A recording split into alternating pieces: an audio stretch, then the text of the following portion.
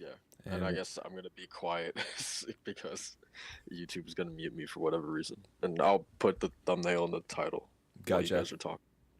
Yeah, we're live right now, boys. Yeah. All right.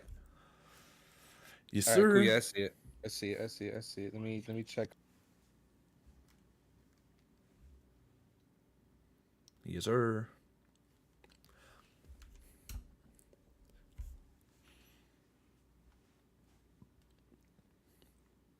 Elden Ring. Emboldened by the flame of ambition. we sound good. This is good. Sweet. Yes, Let sir. me gonna double check. I'm gonna keep going like throughout the podcast too because I want to play a little bit more 14. But Yeah, nah. Really? yeah, man, I'm debating going back. You know what I mean? It's like, should I not? You know, it's just a complicated Oh, relationship I have with Final Fantasy 14. You know what I'm saying? oh It's man. like it's a lot of give and not a lot of take. You know what I'm saying? Well, Hey, because you know what yo. I'm talking about. You experience it all the time with Dark Souls games. Am I right? Hey, man. It's not easy, but it's an honest commitment. Yeah, I'm just gonna pay attention to it because of I know that whenever we play online games and we go live, it's kind of gets weird. But Yeah. uh, I noticed it last time one of our podcasts, like you playing Fall Guys or something near the end of one of our podcasts last time because you start getting more static. Yeah, I was down. I think I was downloading, or it was I was playing Fall Guys, and it just sounded like trash. It sounded bad on my end. Oh man. Oh man. So everything sounds good on the white tube. Yes. Yeah, sounds good. The white tube? What do you mean the white tube? Someone watch Why? a different kind of color tube today? No, why? Why tube? Oh no, yeah. You're good. You're good. Get your mind out of the gutter. I didn't say nothing. I Yeah, didn't yeah. say, That's what I thought. I didn't say nothing. All right, let me share this up. Yeah, Actually, yeah, I yeah. love the layout. By the way, I think the layout's perfect. Sweet. Everything looks really good, man. All You right, did a really awesome. good job setting this up. Well, thank you, thank you. It is what it is. You know, it's not saying that's also. What?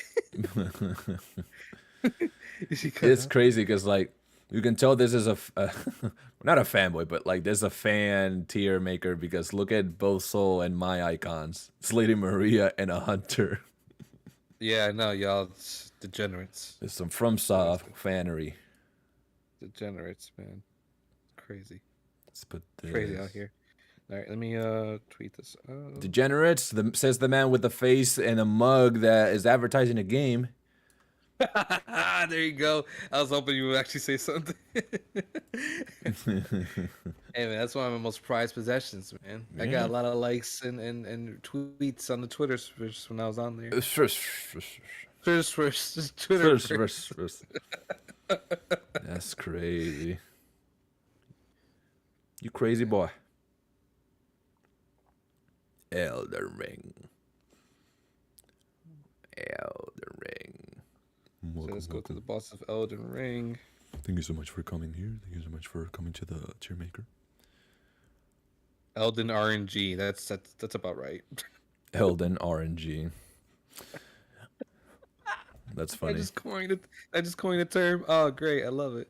Elden RNG. Oh my god. That's podcast magic right there, boy. Yes, sir. We're not down one member, by the way. It's just Soul's doing his soul thing, and that's being soulful. It's By being not soulful. That's right. Yes, sir. You said it. right. It's crazy. Like sometimes we get people like like they started like showing up either later in the episodes or like afterwards is usually when they most showed up because I keep forgetting. It's 10:30 a.m. on a Saturday. It's like who's getting up to watch a YouTube video? It's either 10:30 a.m. on a Saturday or it's 7:30 in Eastern Standard Time, which is why I haven't invited people on the or Western Standard Time.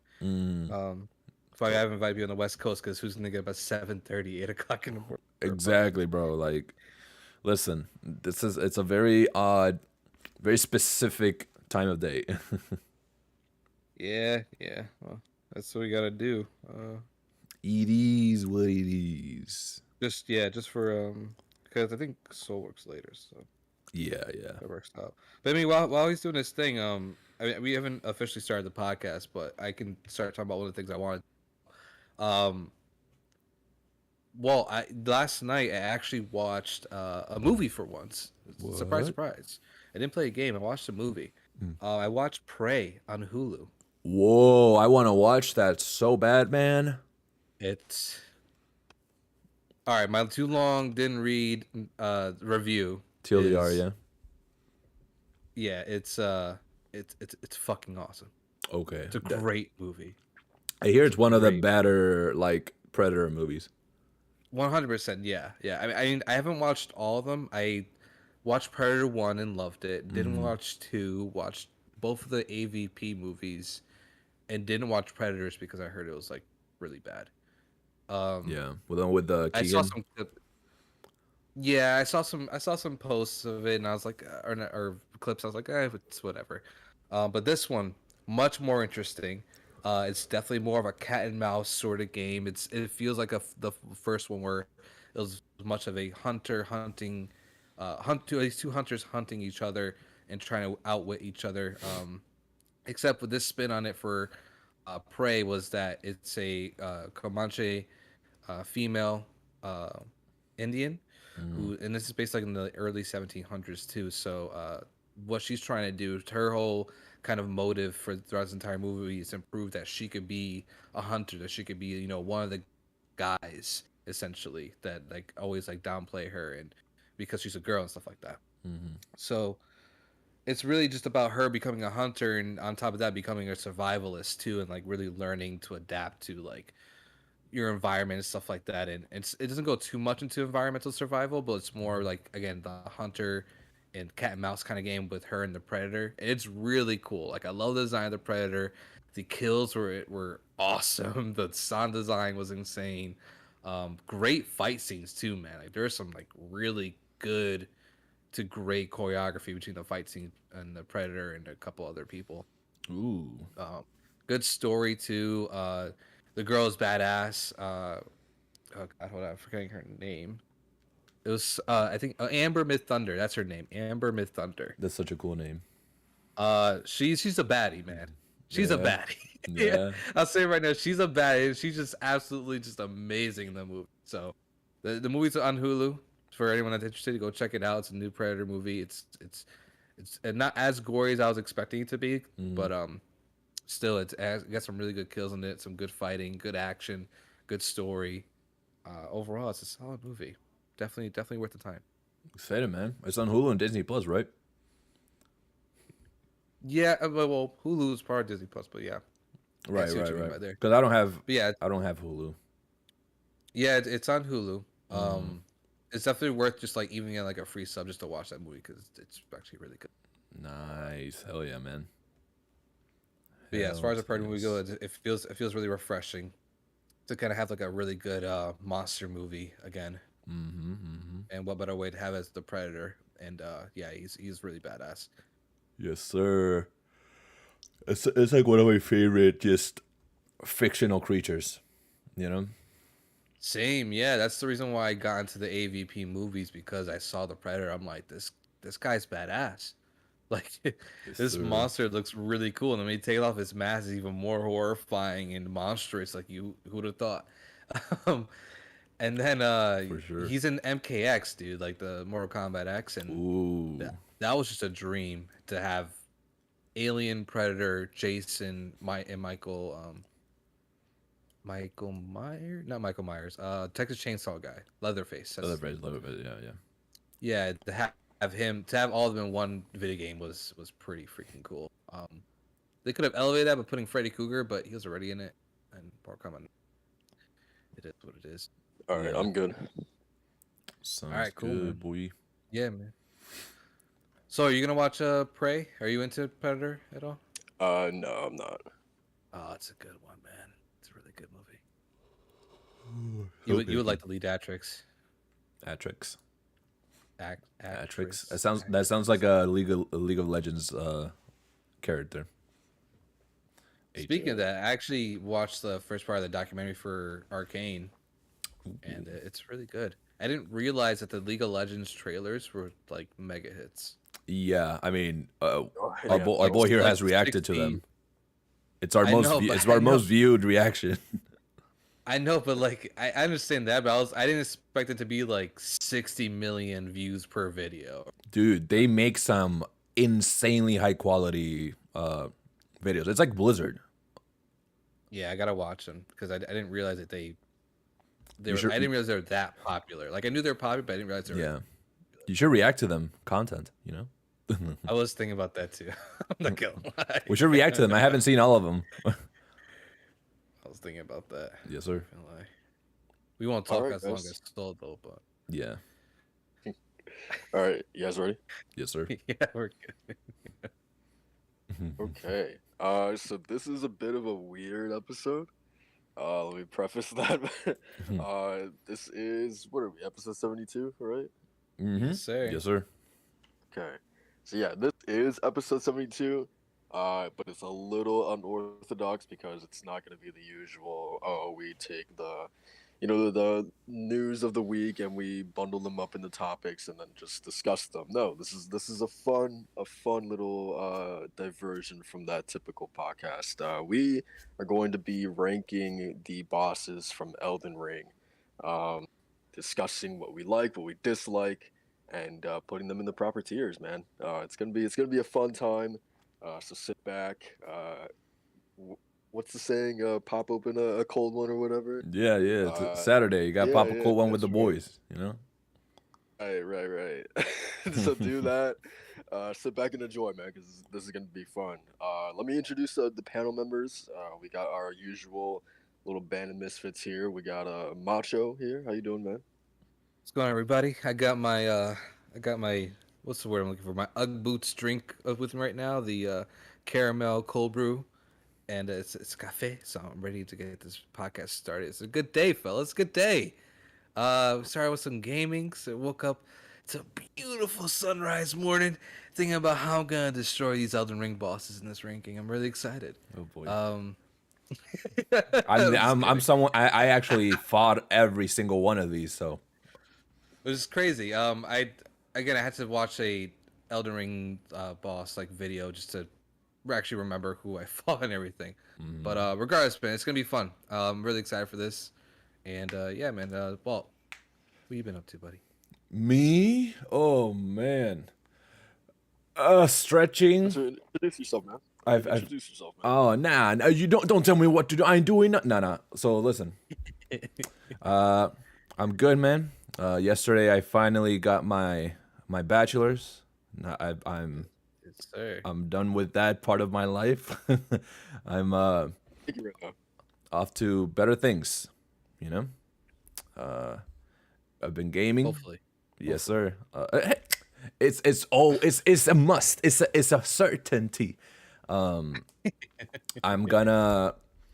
I still need to. I'm playing Live still. I'm taking my time with it. The reason why I'm taking longer than usual. There's one of the stories that you can have one of three like main characters by the end of the story. For like later, which is the Imperial Chinese one. Yes, sir. It's a good one. And I didn't know how it worked, and I ended up with someone that I didn't want. And I was like, nah, I'm going back, and I reloaded. You got the weakling, didn't you? No, I got the hungry one Oh yeah. Okay. Are you trying to go back for for Lei, man. Lei Kugo, that's the goat right there. Like Yeah, bro. she's the only female character in the entire. When I found that out, I was like, oh, I'm glad that I liked her because she's a badass. So, True. so I've been playing that. I got the other guy in that playthrough. The hungry. weakling. Yeah. It felt like a good Feels more send-off anime. It feels anyway. better. It feels like that's the guy that should win. You know, it feels like that he was like set up to be like, oh, the underdog. You know. Yeah, exactly. That's why I like been in my playthrough. I was like, oh, okay, yeah, that's cool. Yeah. But yeah, man. Been playing that. Been playing some Control during the week. Just having fun, man. Living life. Eating a lot of food. Sushi, tacos. I I've been in the restroom too much this week. All right, so how you been? How's your week, buddy? How's your week? How about you, Jesus Soul? Christ, man. Macho, by the way, can you make sure that you can hear me on YouTube really quick? Yeah, I got you. No. Man, I've been cool. Just mainly Scott. Also, I should probably introduce myself as well. My name is Soul, connoisseur of anime waifus. Yeah. This past week, and I guess we can kind of quickly rattle off You're like good. what we've been up to. Cool. What we've been up to this past week before we jump into the tier list. For me, let's see, definitely more Stray, chipping away at that. I really love the opening level of that game because it is so densely packed. There's so much to find and explore, so many robots to talk to. I'm really having fun just like exploring these little tucked away places and finding these hard to find, what feels like hard to find houses or apartments, and just walking around in them. Um, yeah, I'm really enjoying that. Like I'm spending like it's a probably like a 4 to 5 hour game, and I've already spent like like what feels like the bulk of that experience just in this first level alone. So that's pretty cool. Um, I'm like it feels like Horizon finally has its hooks into me. I've been playing that like all week. Um, Nice. but Good. Macho, Mm. it's two things that I've come to realize that I hate about this game. Also, Uh-oh. I did the whole Las Vegas level, which was really cool. Um, there was something that oh my god, there was something that it reminded me of, but oh okay yeah. So it's like you know how in Zero Dawn and also in Forbidden West, the whole like Vista side activity things where you would go on this perch or whatever, and you would get to see what this specific landmark looked like back in before the fall of civilization. Yeah, Uh, yeah. yeah, and yes, you get to see how it looked back then, and then you kind of can go like back and forth between then and now, and obviously now in Aloy's world, it's all dilapidated and destroyed and overgrown with nature and blah blah blah. So the whole Las Vegas section of the game was like literally that, but like on steroids, and like that whole side activity was like some of my favorite content in the original game as well as Forbidden West. So yeah, Las Vegas was just like absolutely incredible, start to finish, just like exploring that area. Um, yeah, so really love that section. I'm in San Francisco now. Really enjoying it so far. Um, things that I hate Mm-hmm. in Forbidden West. The heat didn't Oh, think oh, back Zero what'd you Dawn hate? What'd you Well, hate? You cut yeah, out you a little cut bit. off it was like suspenseful. healing, the healing. Oh Mm. yeah. Oh, so it's not It's just funny me. because like in Zero Dawn, like it's weird. I didn't have any problems with it, and for West mostly didn't have any problems with it. But then like as I'm fighting some of the tougher machines, and like I'm also playing on hard, which I don't think I did in my like original Zero Dawn playthrough. Um, with this, it's just like it is so slow, right? It's not that like Elden Ring for comparison, where you take a flask and it heals you like immediately. It's Mm-hmm. like for Forbidden West, and obviously you guys know, like your health like slowly, you watch it slowly fill back in, right? Mm-hmm. Um, and it's just really annoying when like I was fighting some rock breakers to like kind of farm some parts to upgrade my weapon and my gear, and it was just really annoying like me being at half health, like taking a hit from the rock breaker, being at half health, and then like literally spamming the heal button and watching it slowly fill back up, but then like he hits me again, and like the health was like only at halfway when he hit me, so then it goes back to like 30%. So it's just like this weird like where like my health is just constantly fluctuating and it never fills on 100% before I get hit again. So like I don't know, man. I don't know what they can do. Like should they just go straight up and let you heal like instantly to 100% every time you take a potion or use the medicinal herbs or whatever? or should they just keep this system? I don't know, man. Because again, it only really annoyed me during the like more annoying or tougher battles with machines. So yeah, I don't know. I came to realize that I really disliked their healing system in this game. I don't know how you guys feel about it. No, it's Yeah, interesting because it didn't fix it. In my opinion, yeah, it there didn't. are moments there are things that I don't really think about at certain moments of the game because I want to enjoy what's happening around me. And when mechanics get in the way, I try to ignore it for the moment, but I keep a mental note of it. And there are moments where it stood out. I was like defending a camp from raiders, and the health bar never reached its full like capacity. You're right. Like every time I try to heal, it got annoying. It got annoying, and as a result of it, I died. I died a lot because I was not used to it. I was used to the fill up completely 100% with like one, but now you need I don't know how many to fill the entire health bar, and then you need like a backup stack to then refill, and it's just it made me just have to grind for a couple minutes of exclusively berries and just stick like go around the map and just grind for berries and have the back end real filled up.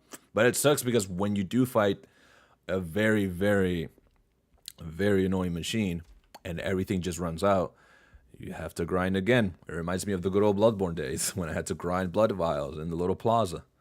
Yep, And I there's literally was doing that this year. Yeah. a lot of times where like specifically for that fight, like I had already picked the area clean of medicinal herbs and Mm-hmm. berries. So like once I had already not diminished but depleted. Once I already depleted my stash that I had on me of berries, Right. and yeah, I'm looking around for more in the area with this rock breaker, and I'm like, oh yeah, I already picked the area clean, so like Hmm. I'm fucked at that point. Um, but yeah, Yeah, I'm mostly just stuck with potions for Yeah. I'm using those whenever I just want more them. because I get Yeah. to points where I don't have berries and I only have potions. So I'm like, I'm just investing a bit more on my tree for potions and stuff, so I can be more efficient. I like that though. I like that there's so much customizing on the trees to where I can focus on healing. But that's just adding to a system that was already pretty great at Horizon Zero Dawn. I don't know. It's not something that'll deter from my experience, but it definitely gets a bit annoying. Mhm. sure. And then the second thing that I hate is the climbing. Didn't think it Really? was. Yeah, I didn't think it like I didn't have a problem with it like majority of it, but then it was like this week where it really started to irk me because like it's like Mm-hmm. thing is that like I don't like how Assassin's Creed, for instance, has like away from like climbing used to be a puzzle in those games. Like you actually had to like look and engage with the environment and like decide like okay like how exactly do I want to like scale this thing. Now it's just like ah fuck it, you just point the stick forward and you can climb whatever the fuck you want, you know. Mm-hmm.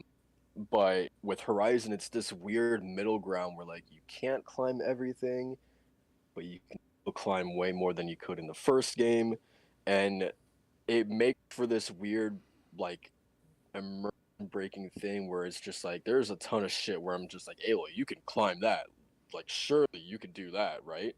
And then she's like, no, I can't do that. And then there's times where it's like she's scaling up this cliffside and then just like she just hops or leaps to certain points that I don't want her to, or I want her to go in one direction specifically and she just like refuses to go in that direction. So it's just like to me, it's just like okay, if you're gonna make like 70% of the environment climbable, just say fuck it and allow her to climb anything because at that point like it feels like they're trying to like have their cake and eat it too, right? Like Mm-hmm. they're like taking a half step towards the Breath of the Wild thing where I'm just like okay, if you're already making that half step, just go all the way. You might as well just go all the way or not do it at all, you know. Mm-hmm. Because it just feels really weird and restrictive when it's just like there's several points where Aloy can't climb where it feels like she should be able to, and it gets really finicky during combat or whatever the case may be, where it's like, okay, you're really trying to hurry up and scale this cliff or whatever, and she's just kind of like refusing to move, or she can't jump to a certain spot when you really need to like hurry up and get to a certain location or whatever. I don't know. It's just like, again, it's that weird half step. I wish that like they just committed to like, leave it the same as Zero Dawn, or make it fully into Breath of the Wild or Assassin's Creed, if you wanted it to be that way. Which, you guys know me, like I like I just said, I don't like the Assassin's Creed climbing stuff, so like I would Yeah. prefer that they not have done that, but or the other, don't try to do this weird middle ground thing where it's just like it just feels finicky doing that. So And I don't know. it doesn't incentivize thinking, because although Zero Dawn and even games like Uncharted, the Naughty Dog Yellow, the PlayStation Yellow, where there is a set path, but you do need to look for it. You need to seek it out. And with Breath of the Wild, although you can climb literally everything, there's a stamina bar. So you have to think about how much you're climbing. Where are you going to stop? What ledge are you going to hang up in? And this one, it just feels very much like Assassin's Creed. You're right, where for that split moment, you just turn off your brain and you just hold. And I don't like it either. It feels like I'm. It doesn't feel. I don't feel immersed at that point. I just feel like, oh, now yeah, Aloy is like the best climber in history. Like, she can grab on from anything. It doesn't feel it. It doesn't feel right. Like, those games like definitely like dumb down your, I don't know, just the parkour system in general, and I really dislike that. Mm-hmm. Yeah. I don't know, man. Yo, I feel like I feel like Horizon could just, not even just Horizon, but I just feel like the games with climb just can never win because everyone has like their own opinions on it. And Right. it's either everyone, and I hear it all the time too. Is either where people just want it like Assassin's Creed, they just want it seamless. They don't want to think about it. They don't want to do any of that stuff. And then there are people that just like they like the more intricate way that Horizon does it. I'm more of the latter. I mean, I like kind of like the mesh. I like the in between they do where things are a little bit more free form in Forbidden West, but there is a part where I have to scan for certain items and points. I get the frustrations too, but at the end of the day, it didn't really bother me. It wasn't the point really. For me, it just But takes yeah, away I a feel bit like, of thinking that I used to do. You know, like yeah, but I think it's like everyone's gonna just like that. To me, if like for climbing in video games, nobody's gonna win because no one's ever happy with this. no, So but I mean that very much is like any design that is varied will always have someone that doesn't like. I mean, we can't win with anything in life. There's always someone that doesn't like something, but nothing is going to be unanimously loved by 100% of the population. But I do think it's interesting that climbing is one of those things like healing.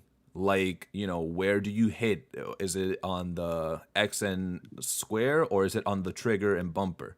Like, there's things that games will do that are not universal. And I think that's interesting. It's not universal. Like, oh, at the end of this level, there's a boss, and pretty much almost everyone loves that. Like, oh yeah, I'm gonna fight the big bad once I get through this level. That's like universally a level design that works. But then you have things like climbing. I think it's interesting. I don't think it's a bad thing that not they won't win with everyone. I just think it's a nuanced conversation about what does make climbing good. simply put, it just creates confusion, because it's like, okay, now like it with this system in Horizon, it's like, okay, I don't know what I'm allowed to climb and what I can't climb. At least with Assassin's Creed, you don't ever have to ask that question. It's just like, okay, I can climb everything. With Horizon Zero Dawn, it's like, okay, I can only climb the yellow stuff. All right. But with this game, it's just like it's just weird. It just creates confusion. It's just like, okay, so I'm not allowed to climb these things, but I'm allowed to climb these. It's like, I don't know. Again, it's just a weird middle ground where like, I don't know. It just breaks my immersion sometimes. Where like, it's not the OG Assassin's Creed way where it's like smart and you have to engage with the environment. It's just like, I don't know. It's just a little bit more confusing. For me, I would Um, want more stakes. When in a game like Horizon, like a little thing, like oh, like a little quick time event where suddenly a rock comes off, and you have to press a button. Like I don't know, like I like interactivity. I don't want that. I like interactivity during my climbing. That's something I appreciate. That's so like Call of Duty like 2009. I'm not into that at all. Like there are moments where like in Uncharted you have those moments of oh the rail ring is gonna fall or whatever, but it's like one in a million. But I don't know. But yeah, it's not a big deal. Like I said, it works like Nah, you 70% hate of it. the time when I need it to. So it's not a big deal. Nah, you But suck, Jay. but yeah, man, that's it for me. This past week. Anyone else has anything they want to share before we get started? Yeah, Stray is kind of trash. Nah, I haven't played it. Nothing else. Let's see. Well, yeah. Well, one I finished Live Alive. Uh, that game is spectacular. Um, I'm not gonna say more because I feel like next time Walt will when he finishes it, then we can actually dive more into it. But overall, I think this is like one of my favorite RPGs for this year, along with Triangle Strategy. It's kind of amazing how this game was kept under wraps for so long by Square, and it's such a gem, man. It's Octopath Traveler but better. Um, just to put it blatantly, man. Overall, I think I love. I love all the characters' stories. The last boss fight was a pain in the ass. I actually had to restart the chapter because I um, was completely under leveled and didn't choose the right party members for like my play style. But overall, I did beat it, and I played it until like 4 in the morning on Saturday because I was just so hooked into it and wanted to see the ending so badly and everything. It was overall an amazing game, man. Walt, how far are you into it? How many chapters you beat? I'm in my third one. The one I'm doing now is Ooga Booga. I'm doing the caveman Yeah, one. Pogo, Dude, I yeah, love Pogo so much. I love that there's absolutely zero dialogue. Yeah, same here, same here. I think that's a really cool detail. That's why I love every story because they had like those little nuances. Let me get more into it like once you get farther into the game, Yeah. but yeah, there's the last like last character, um, chapter is like it's really good. Like it's a followed by the number medieval kind of tale, but then there's just this crazy twist at the end, and then it gets really cool. So Dude, there I was a won't go any twist. further. There was a twist with Imperial Chinese one. Like that was insane. Yeah. I was heartbroken. Like it's incredible. Like the story and the voice acting is pretty good. I like the voice acting. I Yeah, appreciate same it. here. Yeah, they did a really great job with every story, really, with that one. But Yeah. overall, yeah, I think the game is amazing. It's definitely gonna be like in my top 10 of the year, just because it left such an impression on me by the end of it. And there's a lot of chances just to go back and replay some chapters too to see how things turned out. Yeah. Because like I mentioned before, I didn't have Lay my playthrough, my final chapter playthrough. I had the other guy.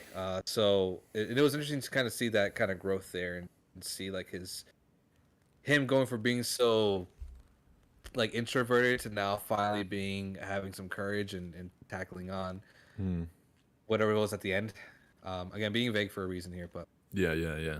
overall an amazing game. I love how And unapologetic they are with like the type of character you play because with Pogo, he is a caveman, therefore there's only so much he can do. So his attacks include farting on the enemy. They yeah, include smelling the enemy. he Gori, could throw shit you at the can other throw character. poop Yeah, at them and yeah, leave the ground stained so that they take poison damage. yeah, which is awesome. It's incredible. I love how like they are embracing the silliness and the seriousness of these. It reminds me of that nice balance that Yakuza achieves with seriousness and like wackiness. So pretty cool.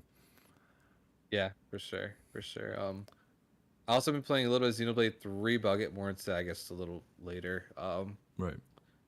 But actually, the game I've been playing the most this week because it's such a great jump in, jump out game that kind of went with like my entire week was Multiverses. What? You playing that. free-to-play platform brawler is an actually great game, man. It's a lot of fun. Did not expect this whatsoever. Because looking at it, you're just like, oh, this doesn't look that great. But actually, the game is a ton of fun.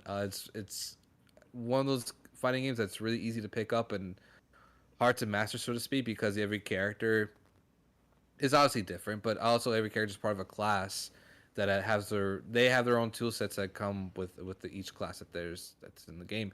So like, there's like a mage class, there's a tank, there's a bruiser, and all of them have their very intricate combos. Like Arya Stark is very very meticulous in like her setups, but then you have Bugs Bunny, who's the mage type character, and he can summon like 2D money safes out of nowhere that can crush the enemy and also track the enemy if you hit it.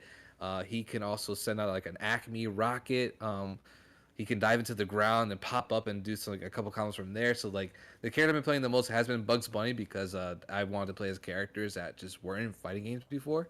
So I delved a little bit into Bugs Bunny, got a little bit of hands on Taz, a little bit on Arya Stark, Shaggy, and all of them are just really fun. Like I keep looking at the character roster, I'm like, I want to learn at least most of these characters. Like Superman's a lot of fun too. Wonder Woman, uh, Batman's a little more technical, but overall I've been playing Bugs Bunny the most. And the game's just a ton of fun, man. I can't wait to see more of it at Evo this weekend, which I'm gonna be watching like most of the day today. That's such a Yeah, bizarre sentence. Like, yeah, man, I'm digging Bugs Bunny. I can't wait to go to Evo. I'm like, golly, what the? I This man, know, man's talking I about know. Bugs Trust me, Bunny. trust me. That's why I was not like looking at multiverse in any way other than that it's gonna be a free to play, Smash like game. But it's actually just a ton of fun and the thing in its own. It's doing all the right moves too. So, um, on top of that, all the characters that are coming to this game are just gonna be a riot. I know Rick and Morty's coming. I think it's like one of the first character drops. I saw a character leaks that like Gandalf is also coming, which is really freaking cool for me as a Lord of the Rings fan. Mhm. Um, and a And couple other Arya. like Arya's already in it. Yeah, she's already in Okay, it. okay. That one's in there. But there might. I think the Hound is coming though. What? Uh, yeah, Sir I think Clegor is he's like in one coming. of the links. Ah, Yeah, I think it was in one of the leaks that I saw on Reddit, but yeah, it is overall the game's like a ton of fun. Like it's great, honestly. nice. I'm having way more fun than I was even expecting, and I think it's gonna be a banger of a free to play game just to keep going back to. It's Oh just yeah. fun, man. I love it. And the thing is, the game is like made for 2v2s, Mm. which initially like really off put at me. I was like, oh great, it's gonna be horrible online trash. But the game runs super smooth, and I've been having a ton of fun just playing with people. I was actually in a couple matches with an Iron Giant character, or Iron Giant player rather, and we were just going at it, man. Like I would be launching characters, and he'll be grabbing them, and then launching them back up, so I could do another attack. Like we had like this in sync character, like cohesion that was really sick, dude. Oh yeah. But yeah, man, it's overall like I'm enjoying it, so I'm gonna keep on playing. Does anybody else hear that? There we go. Oh, here what? There's like a hissing or something. Yeah, I heard like something was boiling. I think it was. Yeah, it threw me off for a little bit. I was like, what the? I think Soul's brain was overheating. I think so. Yeah, that's probably what it was. Yeah, man. No, I'm just watching this really great scene in Horizon right now. I'm enjoying myself. Yes, sir. Yeah. Uh, I don't know. Seeing Multiverse's success, man, it really makes me like. I feel like those games really succeed off of the back of like the roster. Like, if you don't have a good, memorable roster, then like I feel like that game is kind of like dead on arrival. So like, I really feel like PlayStation's at this point now where they can absolutely do a character fighter game or whatever because they have the roster to do that. Yeah. So I don't know, man. I hope one is in the cards and that they look at something like this and are taking notes. Is Macho? Did you I mention Rick and 100%, Morty? yeah. Because Rick and Morty are making their way, right? Yeah, Rick and Morty are gonna be their like the first like character drops. It got delayed. I Right. think the launch was supposed to be this past week, but Yeah, Warner Bros. but Isn't yeah, is Yeah, I mean, I think Soul's right though, man. Like, it's if it wasn't for the crazy zany cast that it has, Mm-hmm. blending all these different characters from the under the WB umbrella, then it would be kind of just not. There wouldn't be like so much attention to it. But the thing is, on top of the cast of character, it has great online, has a pretty decent battle pass. I'm not familiar with free to play games, but like the battle pass, I don't feel oppressed. I don't feel like I need to spend money. I feel like my Mm-hmm. time is being valued when I'm playing and the amount of stuff I'm earning. On top of that, it's like a really, again, easy to pick up, but hard to master. There's some depth in there to get with the characters, Mm-hmm. and overall, it feels great to play. It's not like Nickelodeon All Star Brawl where I downloaded it for free from PlayStation, picked it back up to see how the game was doing, and it just didn't feel good to play at all. Like, it was just very weighty. It was just not fun to move around. But in multiverse, it's like you Mm-hmm. just feel so liberated just moving around like it's a Smash game. So, And there's um, voice acting, right? and there is voice acting, yes, and they all respond to each other too. So That's like cool. Bugs Bunny will say something to Batman at the end of a victory screen, being like, "Oh, like like Yeah. How does G he say it? Willikers G Willikers Batman or whatever." Like he'll say something stupid or like, but they all respond to each other. So like it's That's actually cool. pretty cool. Um, But yeah. I think I'm on kind of on the wave with Soul there, especially when we do something like that, and to have it at the gate be a free to play game like how Multiverses is and how Riot's Project L is going to be Mm-hmm. after the announcement this week. Then yeah, I feel like PlayStation has they have a winner in their hand. Just don't call it All Stars. Just don't go with something generic as fuck like that. Just call it something else. Get Arc System Works on it, man. On the double, man. Get them on it. Yes, sir. Um, yeah, man. That's dope, man. I'm glad to see that it's doing well. Yeah, same. I can't wait. Like I said, I can't wait to see that Evo, man. Like I'm really pumped to see what people do. It's just hope Warner Bros. Doesn't keep doing crazy stuff. Like, Yeah, not talking about it. because the week has been kind of insane. I'm glad Multiverse is doing well, but the movie side and TV show side is kind of crazy right Yeah, now, man. that's Discovery, but yeah, Yeah. man, that's it. Live Alive and Multiverses for me this week, and a little more Xenoblade sailing at the end, but that's about it for me. All right. Let's get started with the podcast proper and start ranking some of these bosses. How do you guys want to structure this? Do we start right out the gate in order? So we would start with Margit, So what or we have now is the list. I try to put the main bosses up top. They're not in particular order. We could do order of the game. I would have to look for the boss, or we can do order of here. It starts with Godfrey, but if we can go with like Margit if we want to start with them. oh yeah, that's crazy. Start like right off the bat, starting with Godfrey. Yeah. All right, my bad. I had Yes. to go answer the door real quick. What happened? Because Do you want we can to? either do like order of game or order of here, and we start right off the bat with Godfrey, the first Elden Lord. Oh yeah, I mean, I wasn't sure how you guys want to go about that, but I'm down for whatever. What do you think, Jay? I'm good with order of the game. Order of the game, okay. So we start with Margit the Fell Omen, They'll have the Grafted Scion, that or Soldier of Godric. Soldier of Godric. They're all the That's same. Man, that's a yeah. that's This the right best here. best opening boss right there, man. This is the first ever tutorial, like actual tutorial boss. Wait. What do we think, fellas? Oh man, see like Soldier of Godric. I don't think I fought that one. he's literally like the first he's like the tutorial boss. Yeah, you know when you show up at like before you exit the little temple, there's like a drop Yeah, down. yeah, I didn't do that. Yeah. So, I, I skipped the tutorial Oh, boss. Yeah, and not by intention. No, It was he is literally- missable. I think he's I missable. saw that afterwards. I was like, wait, I totally missed a boss. Yeah, I fought him So- my second playthrough. to be fair, Walt like he probably did fight him at Stormvale, like right? Since Probably this is because his he's like second every soldier ever. playthrough. So yeah. I Oh don't know. I shit! feel Really? like Yeah. yeah. He's just a normal soldier at Stormvale. Okay. Uh, yeah. I don't know, man. I feel like he's a decent tutorial, Right.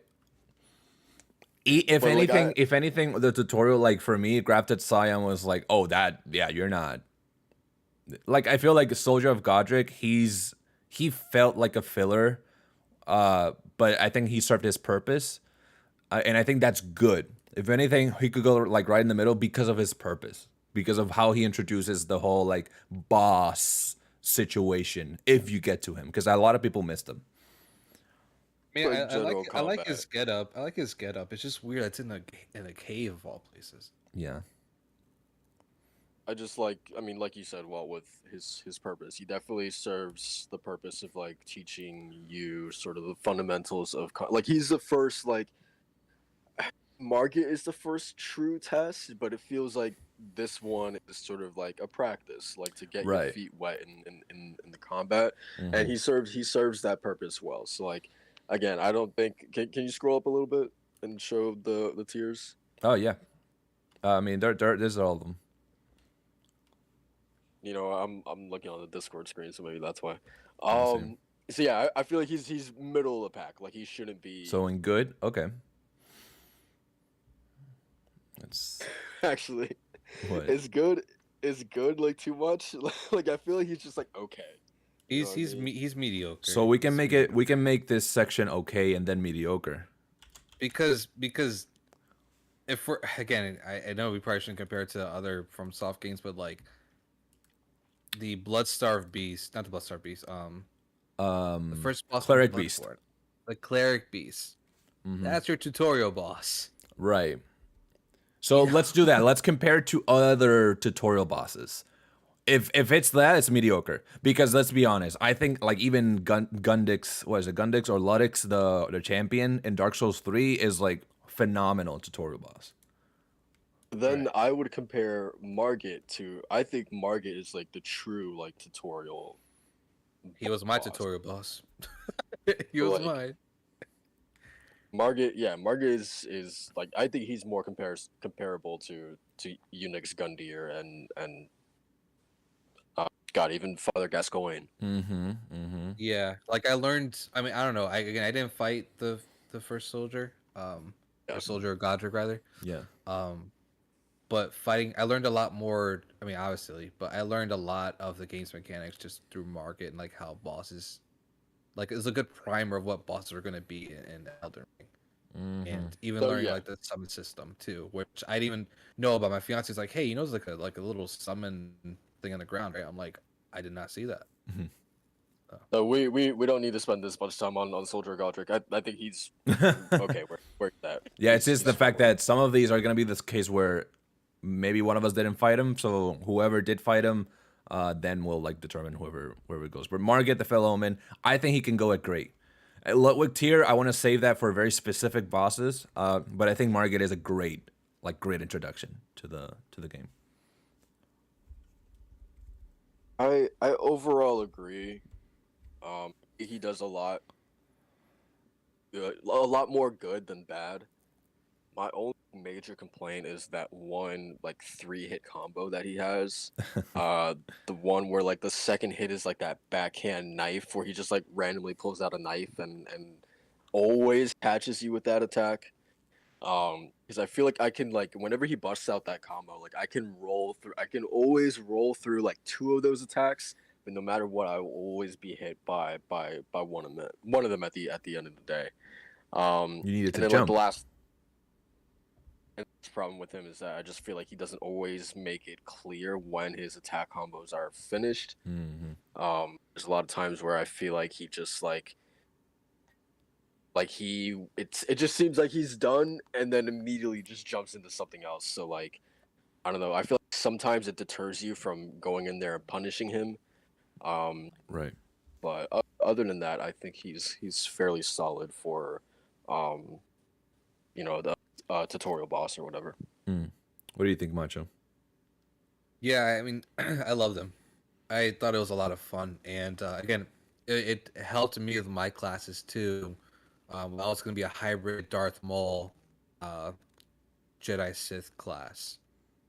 So I had a combination of magic and some sword and shield in there before I got the other the other weapons. But I loved it just because of the music. I feel like again it was such a great introduction boss, and I'll Mm-hmm. just never forget the time, man, when I was charging up a fireball and I had one of my buddies distracting him. Margaret jumps up in the air. He was to smack the shit out of me with that hammer, bro. And I let out the fireball and it caught his ass and it stunned him. And that's when I was able to go to him for like a visceral attack. And I was just like, yo, this is what I want. Yeah, this is great stuff. So, um, I love the boss. I think it's a great boss for me, honestly. Yeah, I agree, and I really like that cutscene. He has a cutscene. That's a pretty big thing. Yeah, So he's very involved in the lore, and that's something I really appreciate. His lore specifically. So, I mean, we can put him a great, right? I think it's great. Yeah. Okay, Yeah. great boss. Godfrey, the first Elden Lord, but we're gonna go to Godric, the Grafted. What do we think, y'all? This is the first official shard bearer that we fight. I mean, this one's iconic too, man. I think Godric is probably my favorite fight in the game. Oh, interesting. I think mechanically he's like this is this is probably gonna be an unpopular opinion. Mm. But I feel like mechanically it all goes downhill after after Godric. Um Interesting. God damn. Jesus. yeah, to me, he's just really straightforward. He just feels like a tried and true classic like from software boss where there's just like there's nothing here in his move set that's like gonna catch you completely off guard. Mm-hmm. Like his attacks are well choreographed. They're decently readable. There's no gimmicks. I remember someone described him as like from software knew when enough was enough with Godric in terms of like his moveset. Mm-hmm. I completely agree. Um, I think he has like good downtime in between attacks for you to jump in there and punish him, which is a big complaint for a lot of future bosses with me. Um, I also really like and Walt, maybe you can touch on this too, is that Mm-hmm. I really like his second phase because it's not like you're fighting this completely different entity when he enters his second phase, like Malekith and the Beast Clergyman, where it's just like I don't see any correlation between these two. Like it's just essentially like a completely different boss at that point. With Godric, it's not that at all. Like there's a logical progression between phase one and phase two, Mm-hmm. and it makes sense. Godric, who is literally someone who grafts limbs and body parts onto himself to resemble, the other demigods, Yeah. which I think is really cool that you get to see that happening in real time. Mm-hmm. So yeah, I think his lore is also like really really cool. How he's just like this really looked down upon, pathetic being. My one complaint with him, and again, like I think his move set is solid overall. It's really really fun going toe to toe with him. Yeah. Just my one big complaint is that one whirlwind attack that he has, it gives players like literally no time to react to that because it just happens instantly. Like when he uses that, you're because you're like I, usually going in his face right. attacking him, and when he uses that whirlwind attack, it just comes out so fucking quick where you're just like 90% of the time you're going to get caught in it. And thankfully, it doesn't do too much damage, so it's not the biggest thing you have to worry about, but it still falls into that category of what feels like unavoidable damage, and that is always just like that's always just gonna be a problem to me. I don't know. Um, I agree with it being unavoidable damage, depending on where you're positioned. I do think that his attacks are not particularly like unavoidable. The whirlwind, he does it like 3 times. Um, I was able to avoid it because the thing with that, it very much comes down if you're gonna roll away or roll inwards, and it's very specific. I don't know. I'm trying to think of my first playthrough, because I'm trying to treat this as the first playthrough like experience with these bosses. Because in future playthroughs you're already stronger. You beat them, like 2 hits or whatever. But I do think that he is the most lenient one. He's the most forgiving one out of all the bosses, and he's the most fair. Like he's the tried and true Souls formula for sure. I agree with that as well. What do you think, Macho? There's that hissing again. um, I really like. Yeah, again, it's like I said before. I think it's like one of the more like iconic bosses in the game for me personally. Um, I don't know. There's not really much like to complain about, like other than the fact that it wasn't really that difficult. I think I was like level 30, maybe around there, level 40. Um, and even then, like I use a lot of magic too, and Right. that's kind of like one of the things about this game as well is that it obviously it wants you to use magic, it wants you to use those ranged attacks because the game is built on that. But this is like one of those times where like I used magic and I felt like I was cheating, because the boss has so many close range attacks and it had like a really hard time even trying to hit me. Even then, I summoned the jellyfish. I remember specifically I summoned the jellyfish, and that jellyfish took all the hits, for like that second phase too. Right. And so like again, my one complaint would be like it didn't really feel that difficult, but they just like the whole like epic scale of it was just something I was still enjoying, even if I wasn't like really like down on like oh man, this is really tough. Like no, like I was still like Mm-hmm. having fun, and I think that's overall more important than a boss being difficult. Mm-hmm. So I think yeah, for me it's great. it makes sense also that certain for all, and this is gonna, we take a while with these first bosses, but then we're gonna like rinse and repeat with all of them and repeat some stuff briefly. But I think with Godric and every boss really, some builds will feel more powerful, but I treat it as like Pokemon typing. Sometimes a boss will be more susceptible to range attacks. So if you're running a mage, type deal, you're gonna just steamroll them. But you're not gonna do that with every single boss. You're gonna get to Radagon. Oh no, definitely not. You're gonna Definitely get not. to Elden Beast. You're gonna get to Malekith. The same move is not gonna work twice. Definitely not. No, I had to respect like 3 or 4 times before actually beating the game. There, So see, so like, I think Godric, I would put him Ludwig tier because he is tried and true like Souls. yeah, I Really? I agree. think I so. mean, Because here's the I thing: would if anything, too, we just can because. change. We can change great to, like, or okay to something like average. But I think if it's not Ludwig, it has to be either great or something between. Because I do think Godric is a bit better than Market. Two Yeah, votes outweighs one, so I mean, you guys can put him there. So Ludwig, That's yeah. all right. yeah. I I mean, see. Yeah. unless you want another tier between Ludwig. No, But we yeah, got. I feel like we got enough tiers. Okay. I do agree that he's better than Market, but yeah, I mean, the thing is like his design is so damn cool too, man. Just like when he actually like gets a whole dragon head, like yeah, I'll put it with Ludwig tier. Gotcha. Okay. Next up. Just for the record, I think he's great. Not Ludwig tier, but I still think he's great. Like I said earlier, he's probably like my favorite boss of the game. Right. Um, but yeah. Okay. Also, before we move on to the next one, do you want to get some of the sort of smaller optional bosses out of the way that are in Limgrave before we move on to like the next shard bearer? Because like, isn't there like Beastman of Far Missoula? Like, isn't he in here? Let's see. Beast of Far Missoula. Like that one is like one of the ones you can find in Limgrave. I'm trying to think if there are any others in here. Are there Mm-mm-mm. any that are popping out at you that you can find in Limgrave? I'm trying to see. There's so many Other, other bosses. than the other than the dragons. Oh, Leonine Misbegotten. Two. Yeah. This one. Collar Snail. We can talk about that one as well. You can drag those to like the front so we can like get those. Yeah, I'm putting these over here. Uh, Scaly Misbegotten.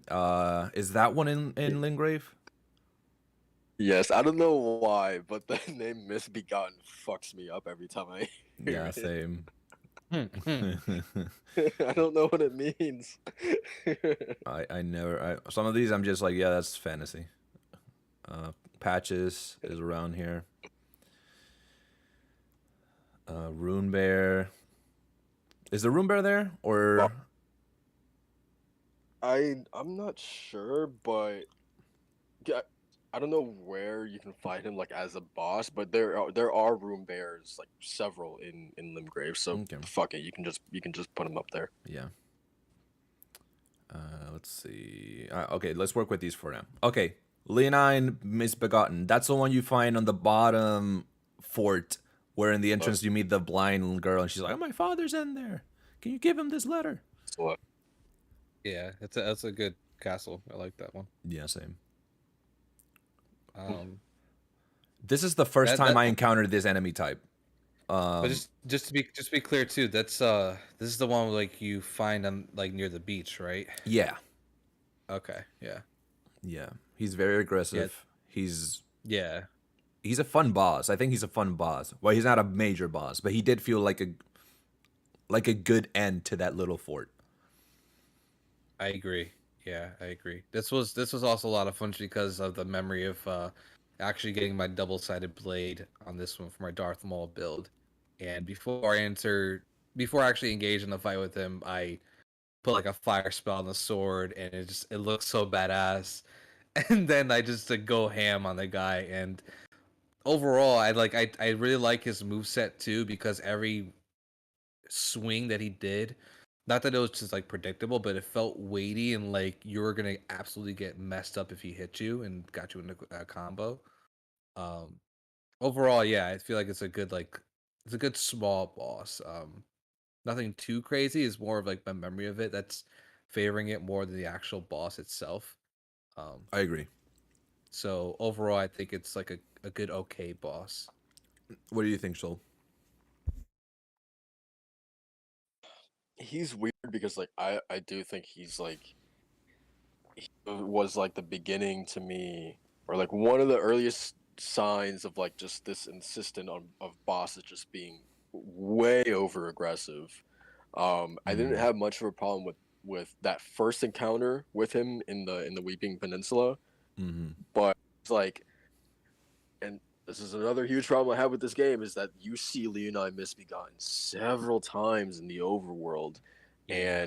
and specifically remember the time I fought him in the Halig Tree, where that just was not fun at all because you have this enemy almost like a Dariwil kind of.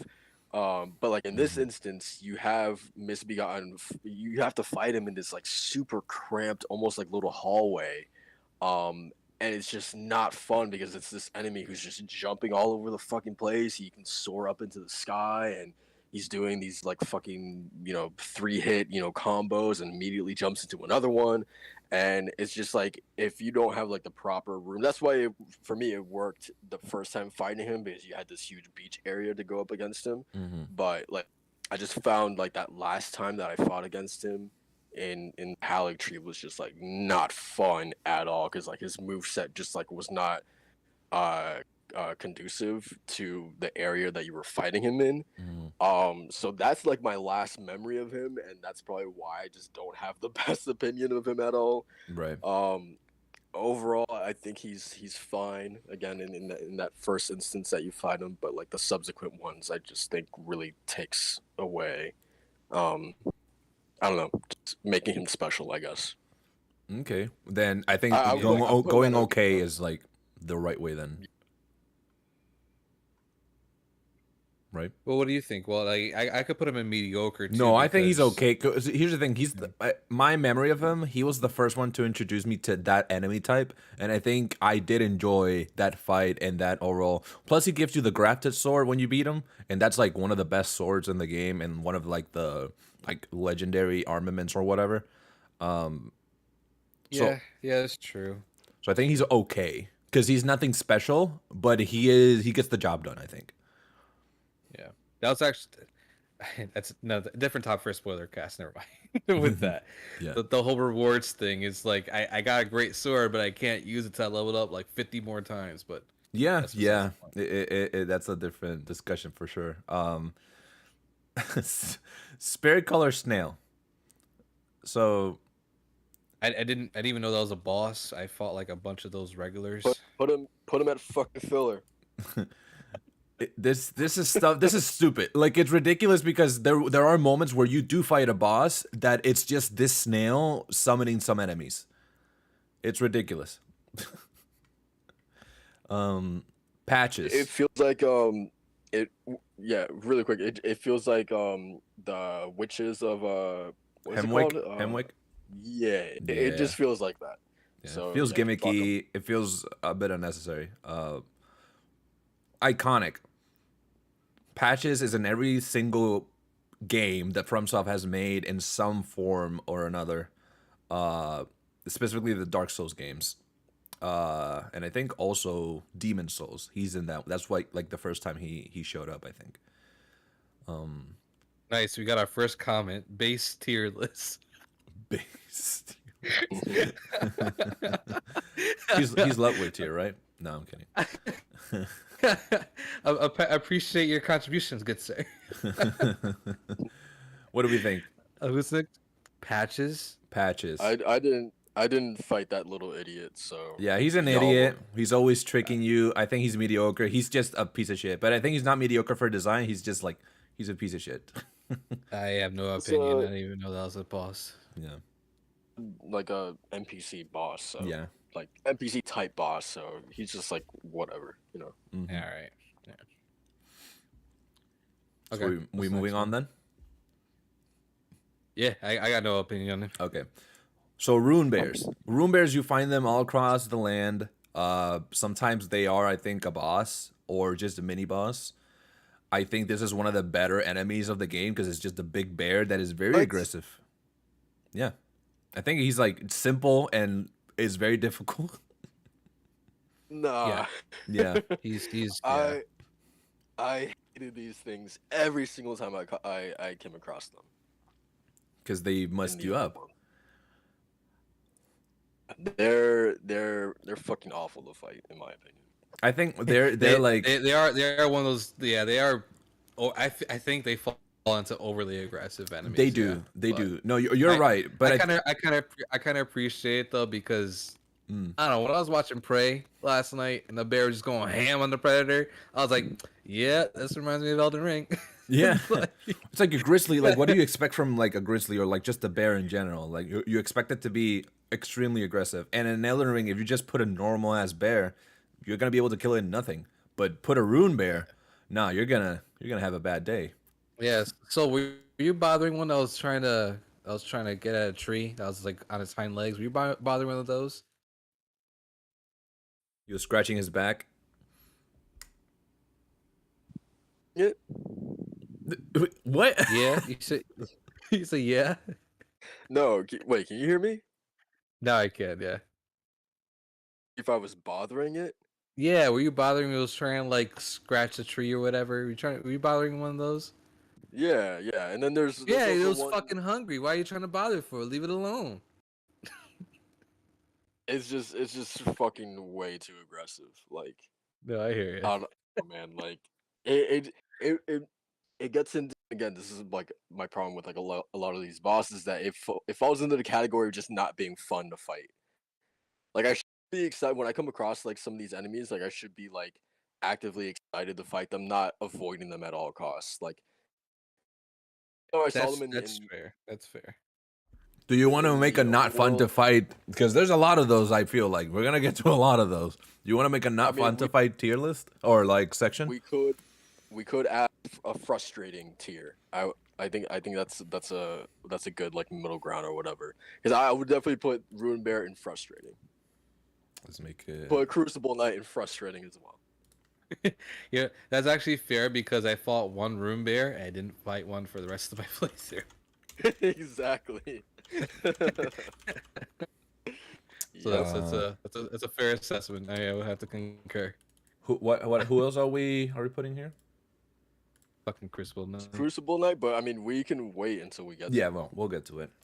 So room bears are Wait. frustrating. We start entering the damn filler. I feel it's just filler. Scaly Misbegon. That's just another Misbegon. Like that's where it gets just ridiculous. Like we're gonna see. Yeah, filler. Yeah. Nothing to say about him. Yeah.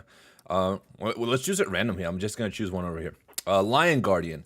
I don't know if this is a boss. This is just an enemy. They're like guarding like the Stormville castle. Sometimes you see them around, and they're like these big, chunky lions, and they're just overly aggressive. I personally think lion guardians can be frustrating to fight. What do y'all think? It was like the I swords on its arms or whatever. Something like that, yeah. Them. Oh yeah, dude, those are They're aggressive. Like they are. yeah. Those didn't fuck around. I had to use a lot of magic just to take those out too. Yeah. Great design, Fantastic. Yeah. frustrating to fight. So we gonna say frustrating. For me, yeah, but I don't know how Soul What do you feels think, Soul? about it. I think for sure. All right. Because Did you frustrating. fight one or? Oh yeah. Have you fought him, Soul? It's like several times. So yeah, I Okay. completely agree that he's frustrating with that. Okay. And real quick thing for our listeners and viewers, frustrating will not necessarily be just a bad boss. It'll just this is the one that we didn't even think about design. We just despised this enemy and we didn't want to fight him because he was so aggressive or difficult. But this is by no means deterring the design itself because I think these bosses or these enemies themselves are pretty solid. Let's go with Godskin Apostle. I hate him. Frustrating. I hate him. It's just you heal. Oh, I'm throwing you a black magic ball. Oh no, it's black fire. No, I hate him. Let me tell you something, man. Whenever a boss is designed to react whenever you press a button, it's always fucking annoying. Yeah. Any boss in any game, I hate it. So I agree. You know what? What do you think, Soul? Well, I'm looking for the other one. I feel like I don't have like much of an opinion on this one because like I fought him at the Mill Village or whatever, Mm-hmm. That's the one. right? Mm-hmm. And like I used Torrent for that fight, so like I feel like Torrent really like trivialized that fight. But that I'm not blaming that on the game. That was totally my decision. Right. So yeah, I feel like I don't have like a proper read on that boss because of that. Mm-hmm. I don't know. It's like below like fine or okay. Like it's like anything below. It doesn't go higher than okay for me. So Okay. wherever you guys want to put him, I'm fine with. Then you know what, Macho? Because there's something worse than this, I'm gonna put him in okay because I do think he's an okay, like he's a good design. This is frustrating. The Godskin duo. That is where like it just. Here's the thing. Unless you know their weakness, that's sleep. This is one of the worst fights you're gonna have because of the, healing automatic fire with the black fireball. What do you think? I'm just gonna think any duo fight is really annoying. Honestly, I think the duo fights in Elden Ring are just bottom tier. You think so? Yeah, in 100%, this game yeah. specifically, yeah, they're definitely. Like no duo fight that I've encountered in Elden Ring was fun. Then let's put It, was, this here. it felt like an old school JRPG. I had to wait for the other guys to attack for me to attack.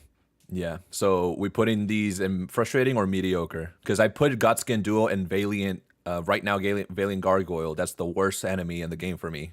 In frustrating. I didn't fight. That's the one that The you duo. can come up from behind, right? The Duo Gargoyle. No, that's a Oh, Duo no, Gargoyle. I didn't fight. I only fought. I think I fought 2 gargoyles, and I was going to like one of the major cities of the game. Mm-hmm. But I didn't fight that. No, I didn't fight that. What do you think? So But the gargoyles I did fight weren't really like annoying. Like they were just fine. Right. But this specific one, Quickly. the Valiant one, this is the one that's underground. yeah, I don't know. I didn't fight that one. Did you already rank the duo? Yeah, put them in frustrating, or we can do a mediocre. Honestly, they're just the design. I don't think it's the best design because even the health bar is just not. It's not it. It really ain't it. Yeah, no. I agree. wouldn't put as I mediocre just wanted to put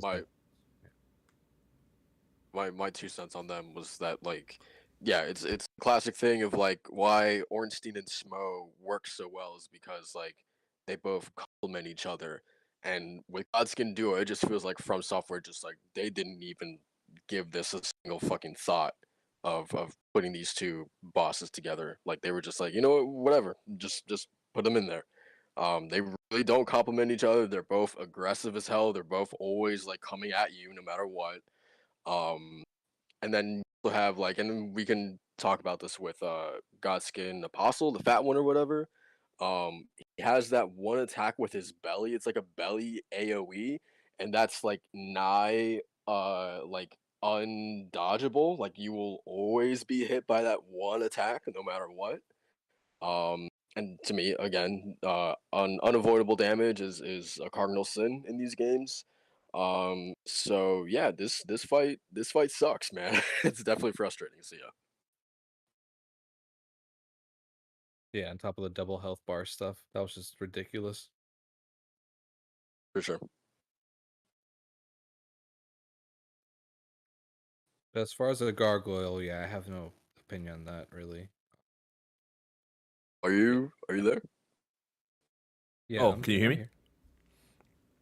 Now I can. Here, no, yeah. I think that mediocre will be for bosses that or enemies that we were like, you can stay in this game. But frustrating is there's some rework that needs to happen. Like there's something that needs to happen with you. And I think Godskin Duo, Godskin Noble fit in that because I do agree that Godskin Noble, contrary to Apostle, the belly thing, the rapier trying to hit you from like super far away and like doing it very aggressively. I think he very much falls into the frustrating category. And the whole he's like a fucking wheel or whatever. It's just like rolling around the fucking arena or whatever is like annoying as hell. Like yeah, just Yeah. especially in that arena because the arena is like super narrow. Yeah. And then it's like super consistent because like people are like, oh, you could just use the pillars to hide behind. Well, it's like, well, 50% of the time he could just roll over them, so it's like not 100% reliable to do that, to cheese it or whatever. The fact that you even have to do a cheese like that to like hide behind pillars to avoid abilities, I think tells you all you need to know about those kinds of fights. If you have to do something very specific and feels cheap in order to win a fight, then it's like I don't know. I feel like that talks more about the quality of the fight. Um, but yeah, I agree with his placement. The gargoyles, I don't have too much to add from what you guys already said. It's basically a lot of what we already said about the Godskin duo applies with this one as well. They just don't complement each other as well. It again just feels like FromSoft was just like, oh fuck it, just put these two enemies together. No thought behind it, no strategy behind it. Let's just put these two enemies together. I'm adding another tier. Yeah. My Because I other have my to use the other tier for because real quick and I'll let you finish this is just something that really stuck with me. The new tier I'll put Valiant Gargoyle, like truly like take it out. Take it out. Like remove it. Remove it. I hate it. I just despise this boss fight so damn much. I nearly dropped Elden Ring because of this. I nearly dropped it because it was just so frustrating. Valiant Gargoyle, he's remove it. If y'all don't have much opinions on it, I'll leave it there. But continue. So, God. My last thing I'll say that we didn't really touch on is the poison cloud ability. That is absolute horseshit because it blends with the environment, so there's no time to even react when it's actually being used. Um, it's just like you're up close and punishing them and fighting them, especially with melee builds like me.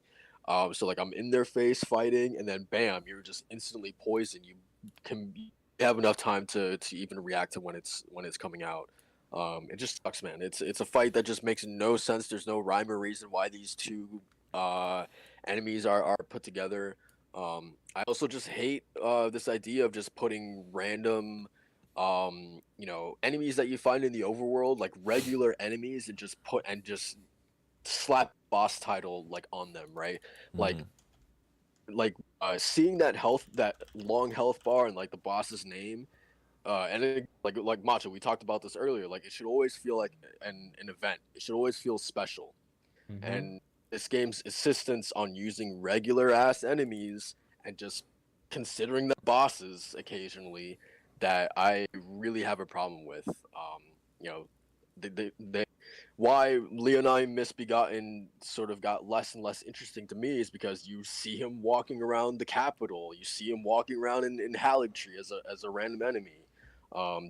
That Wolf of Ragadan as well. You see him walking around the Ronnie's Rise area too as a regular enemy, right? So yeah, I feel the same way about the gargoyles, but it's kind of like the opposite thing where it's like I saw them as bosses first, and then later on I see them as just regular enemies. I don't know. It's fucking weird, man. Well, But on that topic, I think so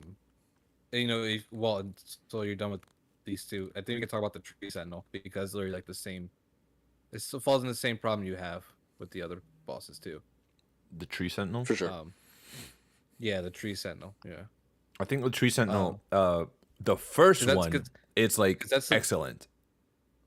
yeah, because that's the first time everyone's like, oh god, a regular enemy's a boss. Like this is crazy. Elden Rings, wow, blah blah blah blah. So I think that's one we're talking about because I do agree. I think the first time you fight it, it's actually really cool, Mm-hmm. and I like its moveset a lot. Mm-hmm. It absolutely just made me adjust to like a different kind of play style. Um, so did you actually play the entire game as a melee build? So, So can't hear you.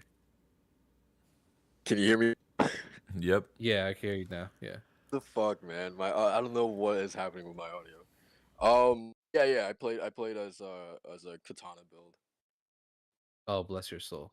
Um, this is one of those boss fights that I absolutely had to rely on some magic. But even then, when it had like its she like completely just reflected the magic back at me, that was like such a cool moment too.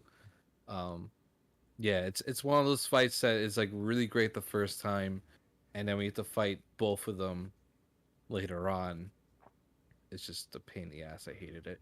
Yeah, I had to cheese it, not cheese it. I had to strategize in a way where uh, they both start walking towards down the stairs, and what I did was I only alert one of them. I let one of Yeah, them go down, and then I fight the other one alone, and then I fight the other one alone. yeah, that's what I did too. It's just again, this is like again, like another tree sentinel, like, Mm-hmm. and then there's another one later on that's like uses more AOE. It's like it's a whole thing. I think Tree But I mean, Sentinel is okay because yeah, I he's agree. like there's too many of you, but I think you're a great design. Like that's a great design for an enemy and mini Yeah, boss. So yeah, for sure, for sure. okay, boys. Full grown falling star beast, and then fire. I fucking hate these I things. despise them. Frustrating. I despise it. Or it can even remove it, whatever you feel like. So, but yeah, talk more about it. They're the definition of frustrating. Sure. Mm. Especially because and again, I'm not gonna horse, but again, like the first time that I met the Falling Star Beast was at the end of a dungeon, Mm-hmm. right? So that first experience really tainted the other time that you fight against him, Mm-hmm. because that dungeon fight with him is in such a small, cramped, little ass cave, and it's against this big enemy, and it's just not fun because he's literally like a charging bull, like always coming at you, and you don't have a lot of room to work with. And it's correct me if I'm wrong, but like the only spots that actually do like considerable damage to him is like that white spot on like his head, and the white spot on his tail.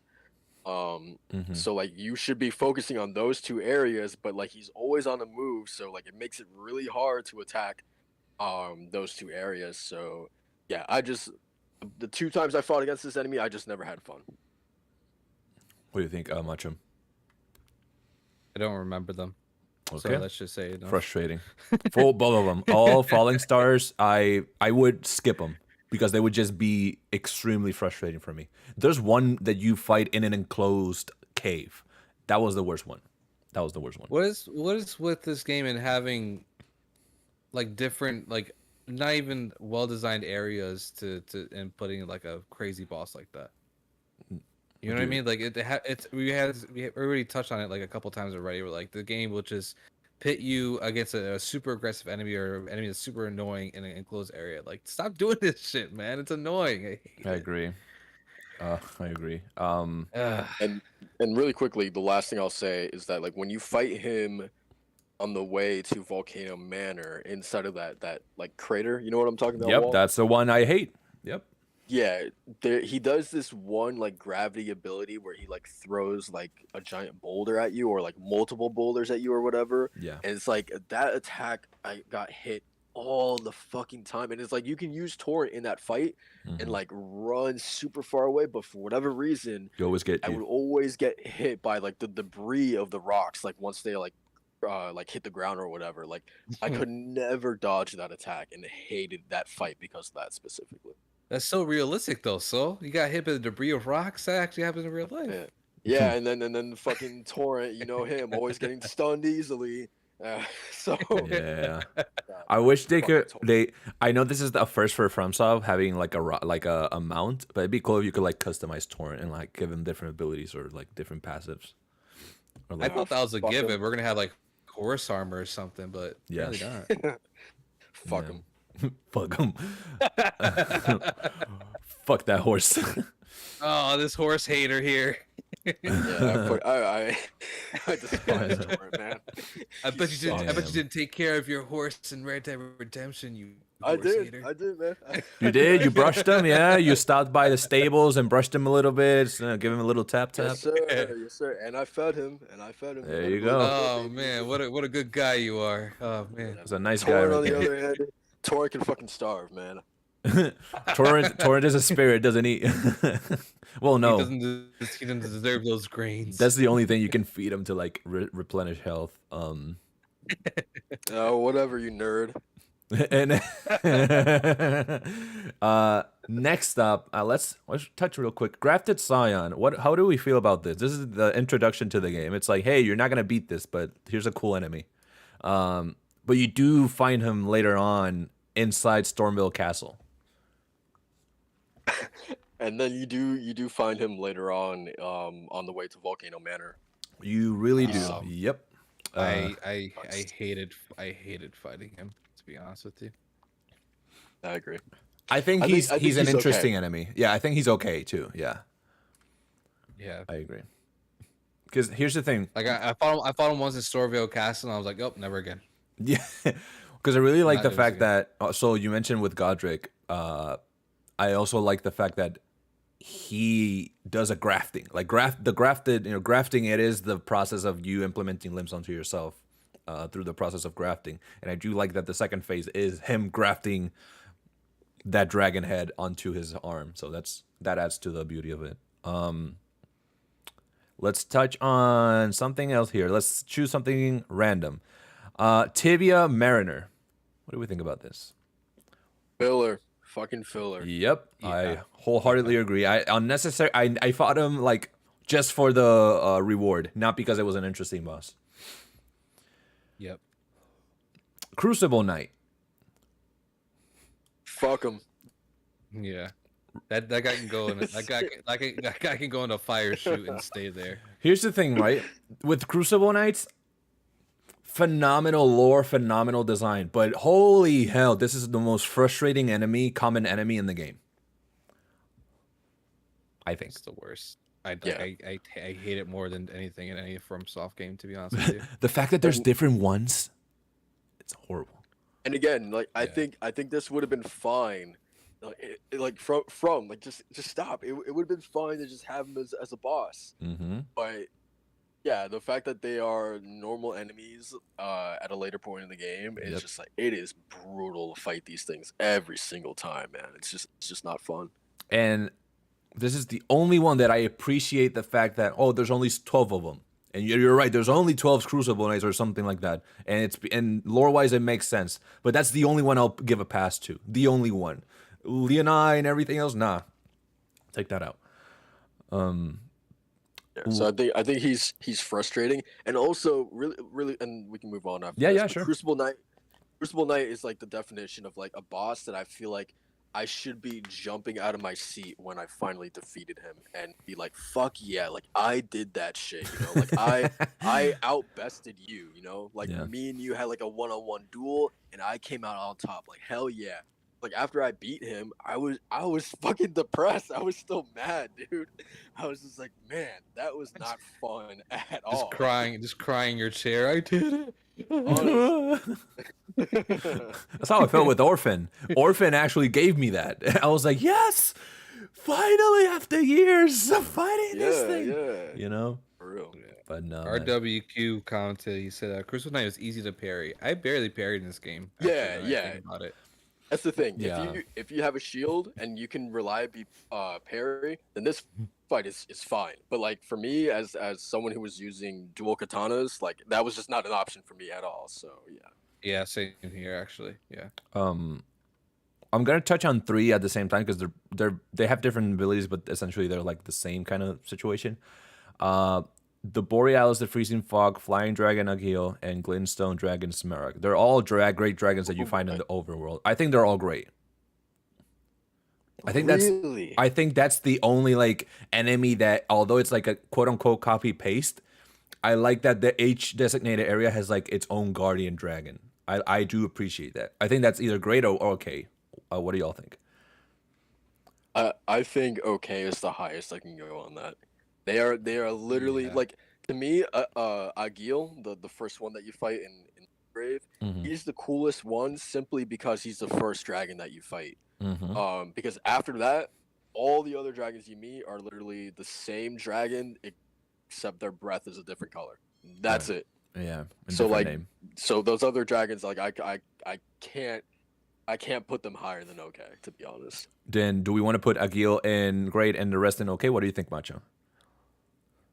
I'll put it as okay. It's whenever there's a dragon fight in games, it's either really frustrating, Mm-hmm. not frustrating. It's either just being it's either underwhelming Mm-hmm. or one of the best things ever, and this falls as underwhelming for me. Okay. Especially when we have like other games that just do dragon fights so much better. And well, I'll say this as my last point. What's up? This ain't no Dark Eater Madeira, baby. Oh no, Let me just never, say that. never, man, never. If I would it- say actually the dragon boss in Dark Souls 3 it was more fun than this. Oh, for sure. No, for sure, man. Yeah. I think that the only thing that does go above those dragons is Dragon Lord Placidus X. Did y'all fight this? I did not. I think that's one of the endgame dragons, right? So this one's weird because the only way that you can access him is very obscure. So you're in Farum Azula. You have to go to this little area where there's like a broken platform and there's like a grave of dragons. You have to do an emote and like it'll say interact and you like fall down and like rest on the ground and it'll stop time and go back into the past when this dragon was alive. Isn't that kind of like Dark Souls 3 where we had to like Yeah. do an emote and yeah, okay. Yeah, yeah. So that's pretty I think cool. this one is great. What do y'all think? I didn't fight it, so I don't really have an opinion on it. But So- other than like it looks really cool, and I think the mechanics are pretty badass. So And you saw? I didn't- Yeah, I also did not fight this one, so yeah. All right, then I'm gonna put him in great because I think he's pretty damn cool. And I don't think for me he wasn't particularly frustrating. I think he was a fun enough boss fight where I can put him in great. And just to make it fair, honestly, like because we didn't fight him, I can put him in. I'm top okay. He's like the best of the okay list right now. Decane ends oh like. yeah, the ice dragon was the worst. I agree. You think so? Yeah, no, that RWQ, yeah, yeah, the freezing. Yeah, but the rest of those dragons in like filler. filler. You gotcha. Yeah, I agree. And Agil too. Agil was like the introduction to the dragons. That was a cool like entrance. You're like just chilling and you just see this thing land on the ground. yeah. He can go a little Yeah. higher. He can Yeah. go higher than filler for sure. Sweet. It's one of those great surprises of Elden Ring that Mhm. a lot of people like to touch on. Mm. That makes this game, great. So Okay. Next one, Fell Twins. I don't think I fought these. Bell Twins. Hold on. This is the one that you find when you're making your way towards where the not fire giants, where Millennia is. Everything just goes dark. Yeah. Yeah, this one was cool. This was a great surprise. It was interesting. I liked it. Yeah, same here.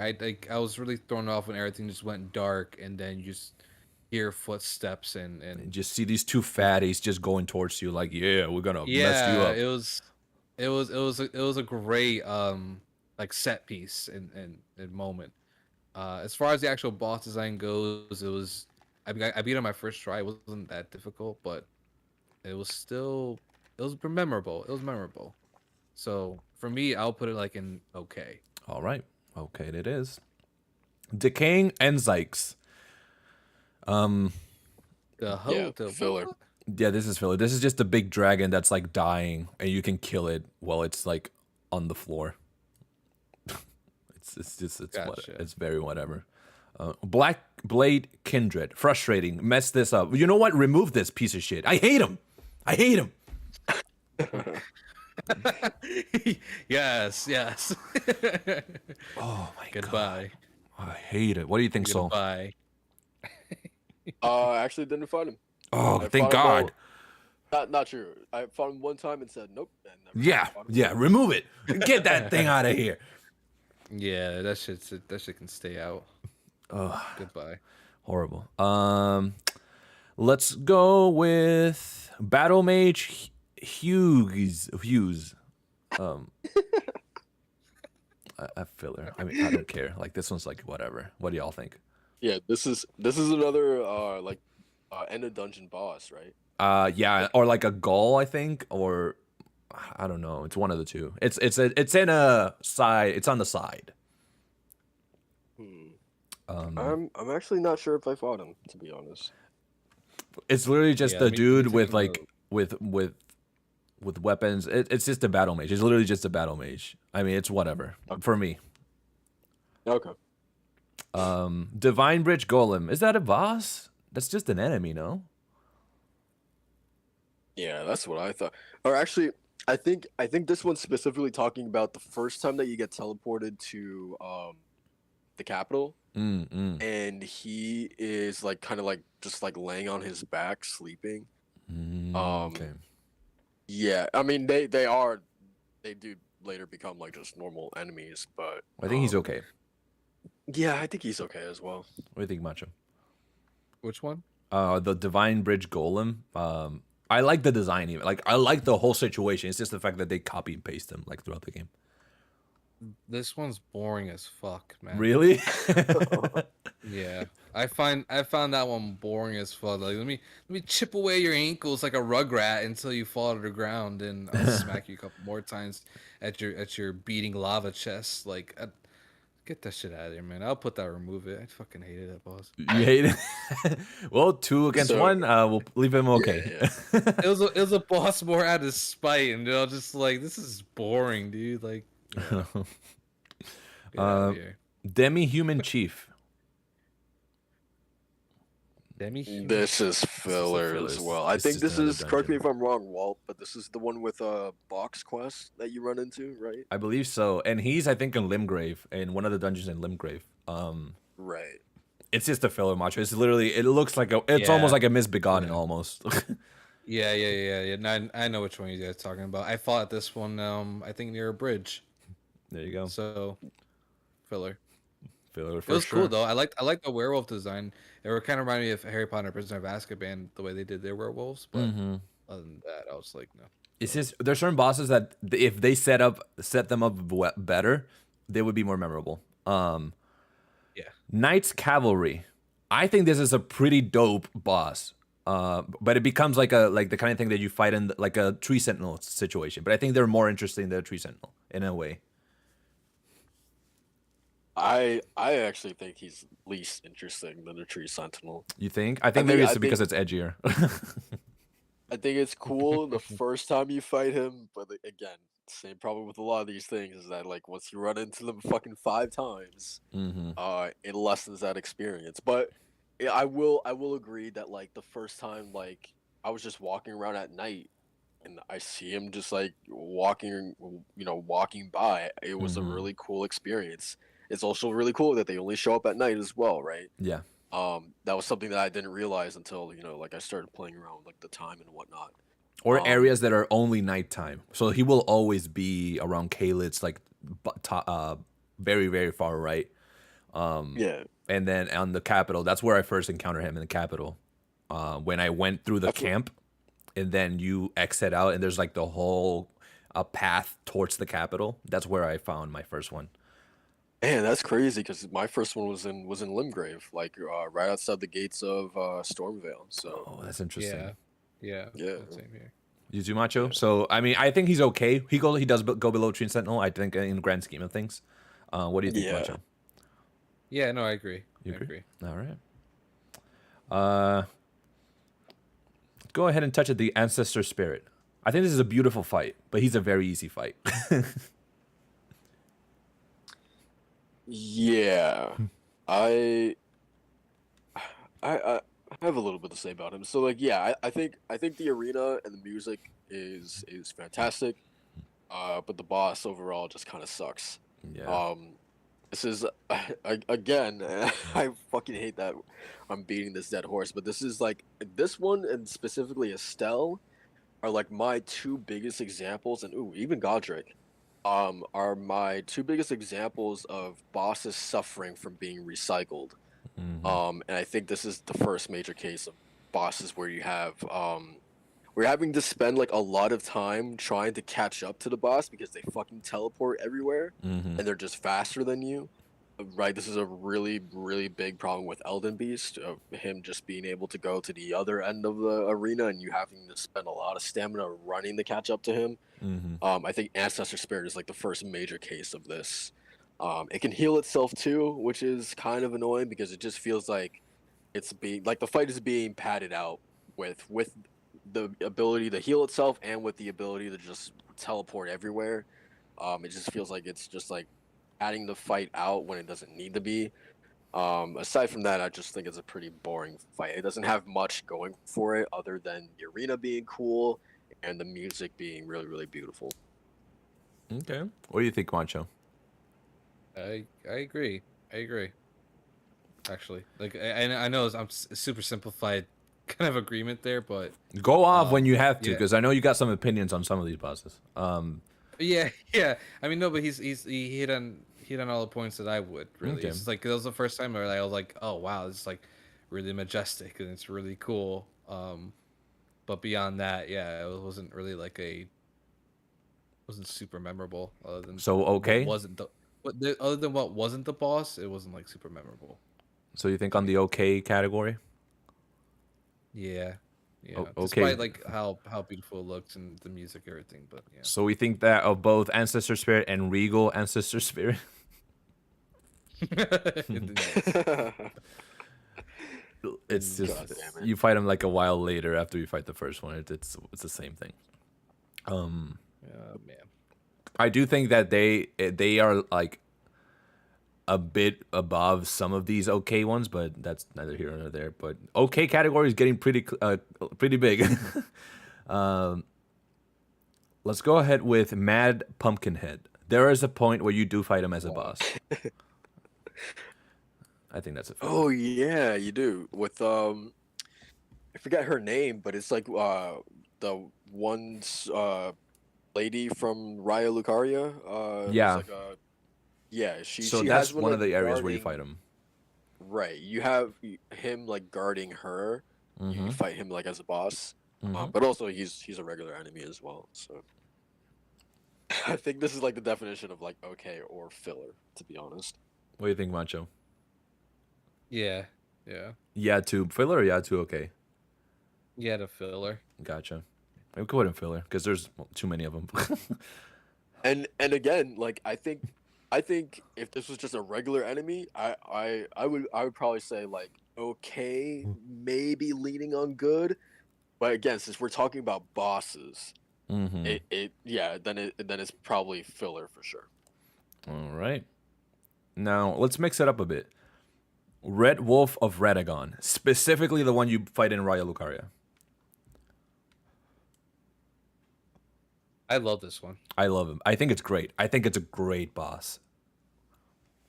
What do you think, Soul? Yeah, I really like it. It reminds me a lot of um the Black Wolf in Dark Souls 3. Yeah. It reminds me of was his name? Of Vort of the Boreal Valley, I forgot what his name wasn't Yeah, at the yeah, beginning. the one that's on all fours and you fight Yeah. Yeah, Yeah. it brought me back to that one and just being in like the not the cathedral but like the classroom area of Mm-hmm. Raya Lucaria. That was, I guess, like lecture hall. I'd say rather more than a Yeah. classroom. It was just really cool, and just to see like he was like such a great color palette too on it. It's a great boss. I like it a lot. What do you think, I'm Soul? surprised. I'm surprised you guys didn't say Sif in terms of things that it reminded you of. I've never fought Sif. I Oh haven't right, played Dark Souls right. 1. Oh, okay, okay. Yeah. Yeah, I didn't play it either, but I know what you're talking about. Yeah. I know he's iconic Yeah, as hell. I know that the more you chip at him, the more he limps, and like he's very iconic. Um, you're right. I think Red Wolf Uh, can get annoying, but I think he's a great character. What do you think, Castle? yeah. I don't remember too much about him other than like, yeah, I think the only thing I do remember is that I did have fun fighting him. I really like even though the arena isn't like the biggest, I still really like that whole classroom vibe that you were fighting him in. Mm-hmm. Um, but overall, yeah, I thought he was pretty decent. I don't have like any major issues with like Okay. his move set or anything like that, or any major complaints. So yeah, I liked him. All right, great it is. Next up, Renala, Queen of the Full Moon. Ooh wee. Ooh wee. Um, okay. I'll open this one up. 'Cause I got a bit to say about Renala. Um, Uh oh. I Here we go. think I actually like this fight more than I think sort of like the general consensus. Mainly because and well, again, maybe you can speak more on this than I can. Mainly because of the lore between Renala and Ronnie. Mm, Um, I think, and again, correct me if I'm wrong, but like it's this idea of like Renala at this point is like fucking insane, and she's like barely keeping it together. And so like even that the you're not even like technically like fighting like her true self, right? It's like Ronnie who is like there, who is like almost like a last sort of like defense for her mother to sort of like put up this illusion that like no, like Ronala is still strong enough to protect this school, right? Like she's doing this for her mother, right? mm-hmm. um, in a way. So I think that's really really cool. And then I think the second phase is like that defense or that spell that Ronnie has on her is like finally lifted, and then you're like fighting like the true version of her or something like that. I don't know, but like the story between Ronnie and her mother is like really really cool here. Um, Aside from that, I think my main problem with this fight is that I wish that they really committed to phase one or just committed to phase two. Like they did with Deacons of the Deep in Dark Souls 3, or like they did with Fool's Idol in Demon Souls, because like I died 3 times to Renala overall. So that meant having to experience phase one multiple times, and like it kind of loses its luster after the first time since you already know how to solve that gimmick. Mm-hmm. Right? Of like if you just like focus on the student who's singing, then you know to go after that one every single time, right?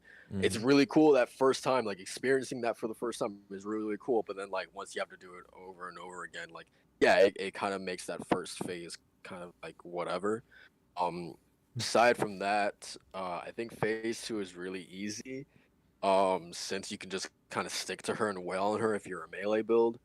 Um so yeah, she's easy overall, but overall, I think I don't know. I think she's one of the more memorable fights. Like I would put her at okay, maybe teetering on good. But yeah, what about you guys? What do you think, Macho? We cannot hear you. That's my bad. To me, she's between okay and great. Um, the Uh, first phase, I don't know. I really like her. What happened? no, because I thought you cut out for a moment. Oh no, no, it's between okay and great for me. I think it's the thing is the second phase is just so damn cool, and the imagery and everything's just so spectacular. It's like the opposite of the Elden Beast for me, where everything was just on point in terms of visuals, but fighting Elden Beast was not fun. I actually had fun fighting Renala and like trading magic spells every now and again. And then when she did her moon magic spell, that was just like, what is going on? It was full on anime. It was super cool. So the more I'm talking about it, the more I want to put it into great for this game. I think I was going to go with two. Even having to redo like the first phase a couple times because of dying in the second phase, it didn't really bother me that much. I think it was just overall the beginning part of the first phase was really creepy and unsettling, and I was just kind of enjoying that whole motive there. And then going to the second phase felt like otherworldly that Elden Ring was just so good at doing. So I feel like just I'm gonna go with great on this one. Okay, I can agree with that. I agree with Soul on the lore aspect. Not only her relationship with Ronnie, but also the situation she had with Radagon and how they fell apart, and how it was very much an orchestrated marriage, not very much something that was born out of love. But then they hint at maybe it was born out of love, and just the amount of conflict that she had in her life, and the fact that she's the only shard bearer that she's protecting the shard. She doesn't have the shard in her, so you're just fighting her at full capacity. So that's just Renala you're fighting. And I think the way she moves very gracefully around the battlefield, and she doesn't have to be this huge, humongous. I mean, she's a big lady, she's very tall, but she doesn't have to be jacked up or like super, quick and whatnot. She just has to float through the battlefield. It reminded me like a Kingdom Hearts fight almost at times. She was great. She was graceful. Very graceful. So I can put her great. Yeah, I agree with great. What do you think, Sol? I mean, you guys outweigh me on this one. I think she's okay. But I don't mind putting her at great. Because we can put her below on the most bottom one of great. But I think she's pretty. And again, for me, a lot of these bosses, even though they're okay or great, they're like pretty amazing compared to a lot of the bosses that are created in other games. Because I think FromSoft has a very high standard of bosses. Let's go with Crystallians. Crystallians who? Filler. That shit. What the fuck? Like, Yep. That's stupid enemy. Yeah. Stupid.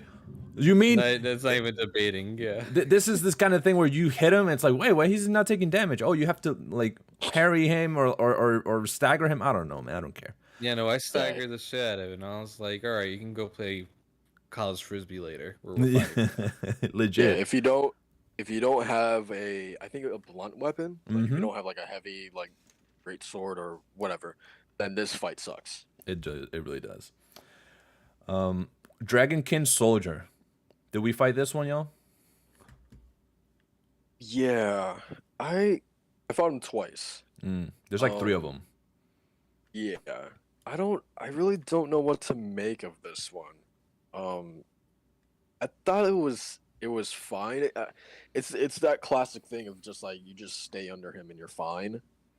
I really like the design. But yeah, other than that, like I don't find him much like memorable in like other than that, to be honest. Like I couldn't tell you like a single attack that he did. Because like I just killed him like so quickly. So yeah, what about you? How do you feel about him? I think he's an interestingly designed boss. I think I like more his design than I do his moveset and like fighting him. I think he in the world looks very intimidating, looks very interesting. It looks like he's telling a story through his design. But that's the most I like about him. What do you think, Macho? Yeah, I'm the same way. I love that he's like a mummified dragon. I think that the design is like super cool. Whoever got that needs a raise. Absolutely. But yeah, other than that, it was mostly just to stay away from him, or get up close and personal. Just be careful for like some attacks, and then you're good. And so it's just like, okay. I would say like again the set piece that he was actually put in was a lot more memorable. Was the reason why I remember him. And that was like in the underground territory where you had like the giant throne, and all of a sudden he comes down. Yes, sir. I was just like, that's when I was like, oh, it's about to get real.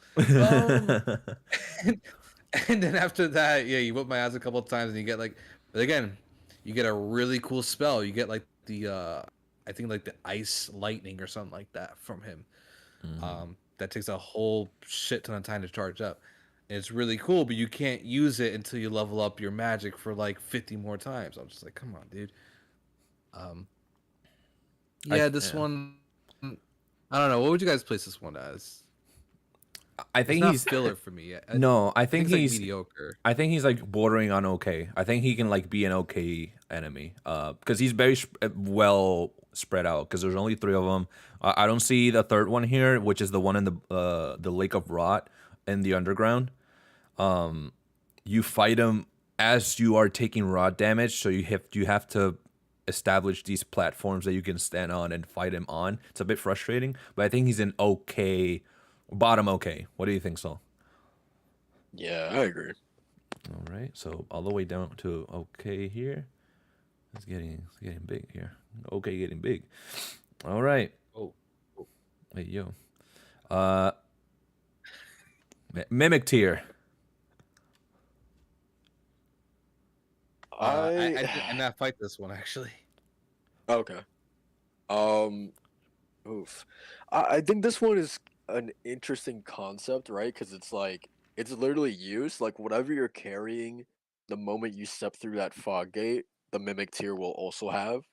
Yeah. So it's also kind of like a cool, like weird test to see, like, okay, how does my build stack up at this moment, in time, right?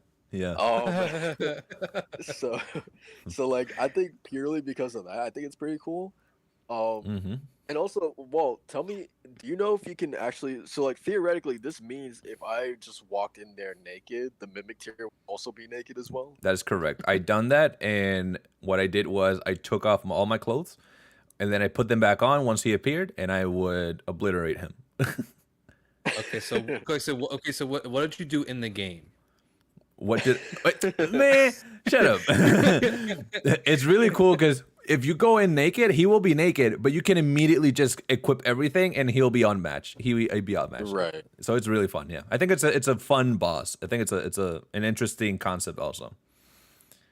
Yeah. Here's the thing. I wouldn't put him at great, Mhm. but um, but I would probably put him like middle of the pack. Okay. Okay. You know. Yeah, I can do that. What do you think, Macho?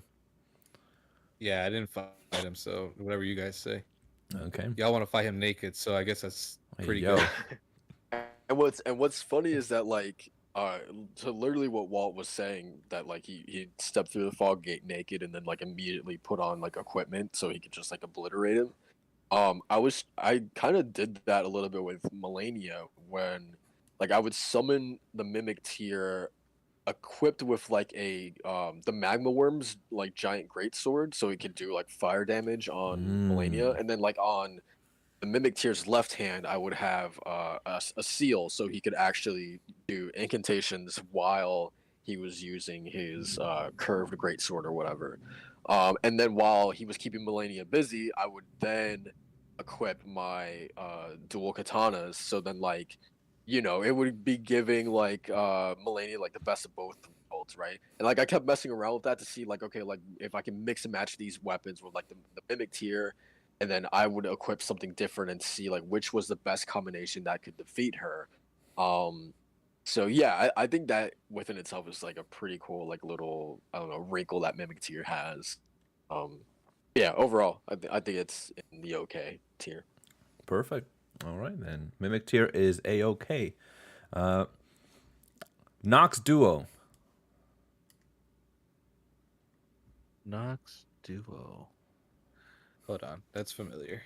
Let's see. It is 2 humanoids that you fight. You can't. This is a spirit that you acquire. You can acquire the spirit, and it's 2. It's like a duo of. It's like I think lore wise they're like they know each other or whatever. I don't think I fought this. Uh, do y'all have any recollection of this? I remember it, but I'm like, it's you know, it's.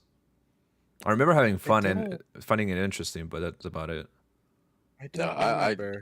yeah, I don't think I fought these two. Yeah, I don't remember.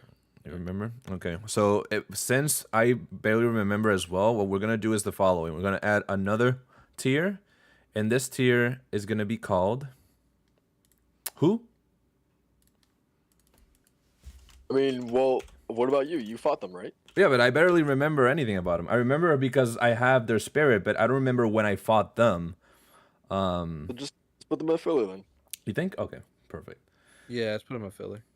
Let's put them filler because you do fight them also individually at points. Yeah, Of course. Cemetery Shade. What? Who is that? Bro, I I don't get think this is the one where that snail or whatever, like he summons the cemetery shade in like Oh. one of its fight. It literally looks like the thing back to the witches of Hemwick or whatever that boss fight is in Yeah. Bloodborne. Mm-hmm. Those like shadow creatures that are literally fighting for the witches in Mm-hmm. that boss fight. It literally looks like one of those things. Okay, I remember it. Yeah, it's whatever. Yeah. It's a filler. I mean, I I'm a little biased because What? I love the design of it. Like I think it's super creepy and cool, but I'm not gonna go against your guys' opinion on this either because I do Then let's agree. do something. Let's compromise. Mediocre. He's not a filler. No, no, no. Like It's no, fine. because here's the thing. I do think It that is filler, but no, because I do think that this is the kind of boss that I didn't fight him like 10 times. I fought him like maybe twice. So I didn't get tired of him. I just was like, oh yeah, I've seen this in the past. So it's like, yeah, but again, it's only biased because Soul, you actually remember this.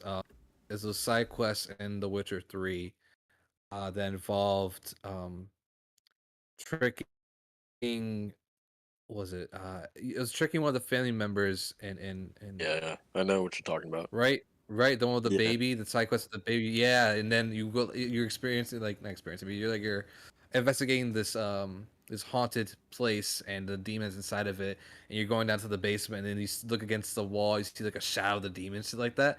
I'll never forget that, dude. Like that was like one of the most haunting moments in video games for me, and so this kind of reminds me of that part in Witcher 3.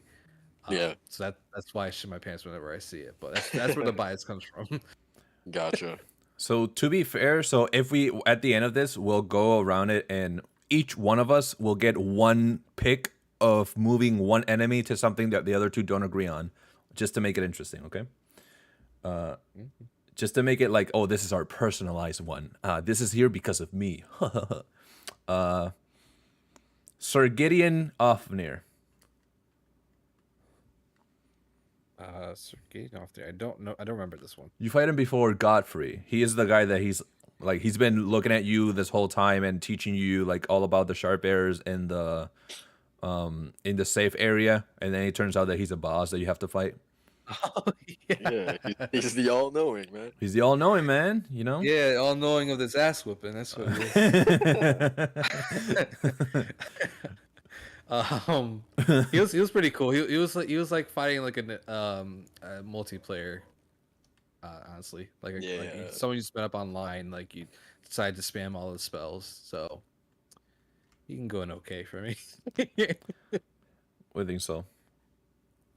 Yeah, I think he's okay as well. All right, okay, it is, baby. Okay, bell bearing hunter. Ooh, wee. Oof. This one's cool. I actually like this one. He to me he feels like a better version of the Crucible Knight. Um, he's really relentless. But it didn't feel like there was anything in his move set that felt unfair. Maybe sometimes with his like he has what really differentiates him from the rest is like he has this like with his sword he can sometimes like the sword just like fights by itself sometimes it looks like. Mm-hmm. Um, yeah, I think that's a really cool ability. Um, but yeah, and the circumstances of like him appearing is it feels so random and special. Um, Right. right, because it's like he only comes out sometimes at night. I don't know why or what's the reason. But like I found him in the Church of Vows just like randomly. Like I fast traveled over there and just like randomly he just like came up out of the ground and I was like, oh shit, what's happening? So yeah, that was a really cool experience, and his boss fight as well was just overall like really cool. And I think he has a shield on his back, and He he can does. like bash you with it as well, right? That for whatever reason, that was just like a really cool move to see him just like turn around and just like bash you with the shield on his back. I don't know. Overall, I thought he was really cool. What do you think, Mancho? This is the one I didn't fight. I'm sad that I didn't actually. Yeah, I want to speed run the damn game. No, he's similar to Elmer of the Briar. I think he's literally just him, He literally to is the be same honest. enemy, but I think Elmer of the Briar is the original one because he is not a phantom or anything. He is. Right. Did y'all fight Elmer of the Briar? I did not. Macho? Let me see. He has the sword that does fight on itself. He throws it to you and it does like spin attacks and whatnot. It's like he's a Jedi. He's like a Sith. He's like No, a Sith Lord. I didn't fight this one. No. So I think that honestly, Bell, Barry Hunter, and Elmer of the Briar, they both deserve on great. I think they're both great enemies. I really do. Or top good. I can get down with that. Yeah. All right, Elmer of the Briar and Bell, Barry Hunter. If you fight, and he was a difficult boss fight for me because he doesn't stagger almost. He's very, very resilient. Yeah, I'm gonna go back to this tier list that we made and then go back to Elden Ring. Just fight these bosses. Yeah, man, for sure. Sure. Stone Digger Troll. Huh? Filler. That's a filler, motherfucker, man. That this dude is like, hey, it's another troll, but I'm made out of rocks. It's like, dude.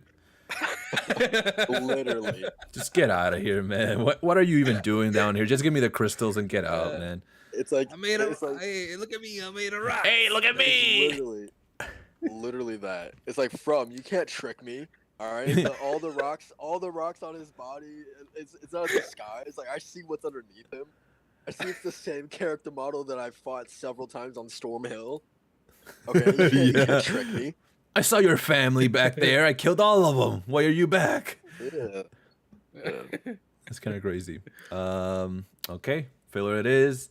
Let's see. Fia's champion. God. Fuck, man. Oh, really? This one sucks. They're just NPCs. They really are. Did you fight this one, Macho? Yeah. Yeah. It's literally just her bodyguards like, yeah, we're gonna kill you. And it's like, no, you're all trash. What do you mean? Yeah, no. Yeah. Yeah, this is mediocre. I don't think it's filler, but because you don't fight them like all around, but I think it's just mediocre. Right. Clean Rot Knight, I think it's a phenomenal design for an enemy. And like a mini boss. God, I fucking hate these. They're so strong, but they're so unique. The lore, the design, it reminds me of Millennia, so it gives me, PTSD. I think it's a fantastic enemy. What do you think, Macho? Yeah, these are like okay for me. I think the design is way more enchanting than the actual boss fight itself. Okay. So? This to me is like what I was complaining about last podcast about those knights in Farm Azula. Mm-hmm.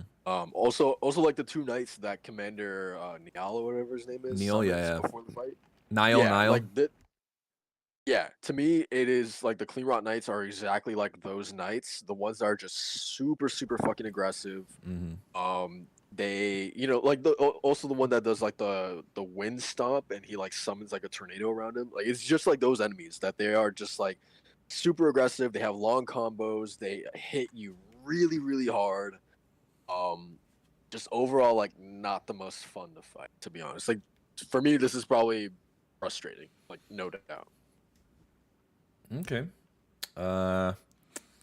Then we can put this one a bottom of okay or top of okay. How do we feel about it?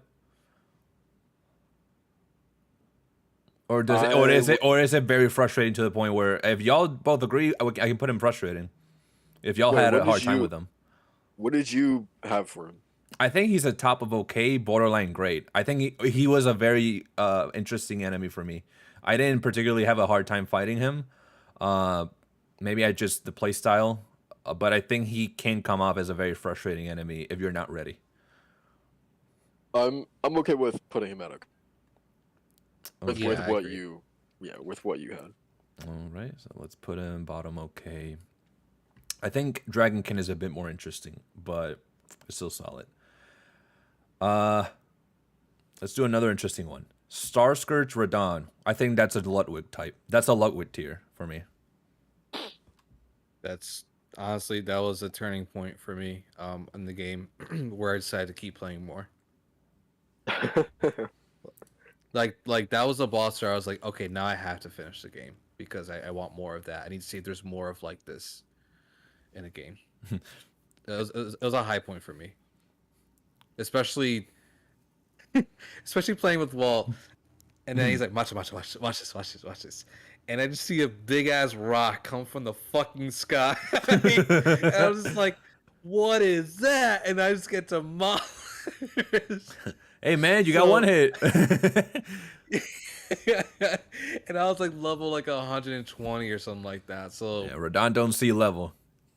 yeah, it was. So this is a great one. And again, I love the lore with this horse and everything, and just having two huge big ass swords that you can get after the boss fight too. It's yeah, this one's a great for me. I love this boss. You think so? Yeah, I agree about the lore. I think it's super interesting. Like even aside from the horse stuff, the fact that this is like a festival that is put together To fight him. every year or whatever to give Radon like to give this legend like a worthy end that's befitting him, I think is like just the coolest thing. It almost felt like a raid fight in a way. Um, yeah, I don't know, man. I think it is telling that like this feels like the one boss that was like patched the most, right? And you guys could probably speak on this better than I can because I didn't play it at launch, but like the fact that he had so many problems that he had to be patched like several times to fix those issues, I think speaks to like maybe why he wasn't the best at launch, but he got better over time. So I feel like I got to fight like quote unquote maybe like the best version of Radon. Yeah. But yeah, I don't know. I don't have too much to really add. I liked him. I liked him a lot. I think my biggest issue really is just like maybe two things actually. It's just like with big enemies overall, it's just really tough to be able to tell like what they're doing like above their body sometimes. All right. And then the second thing is just Torrent. Torrent fucking sucks in this fight as well. But necessary. Man just Um, hates horses. This man just hates Torrent to no degree. um, I think but with also with Radon is to that point of being too big. That goes in line with Ludwig. Ludwig is so big that sometimes it is hard to keep track of him because when he jumps and he sticks to the ceiling and you have to look at the blood dripping to know where he's gonna land. I think it is in that same category of there's only so much you can do with the type of playstyle that FromSoft has. I think Sekiro versus like Radon in a Sekiro game, oh, that would be magnificent. yeah. But I think he's Ludwig tier. Do we agree?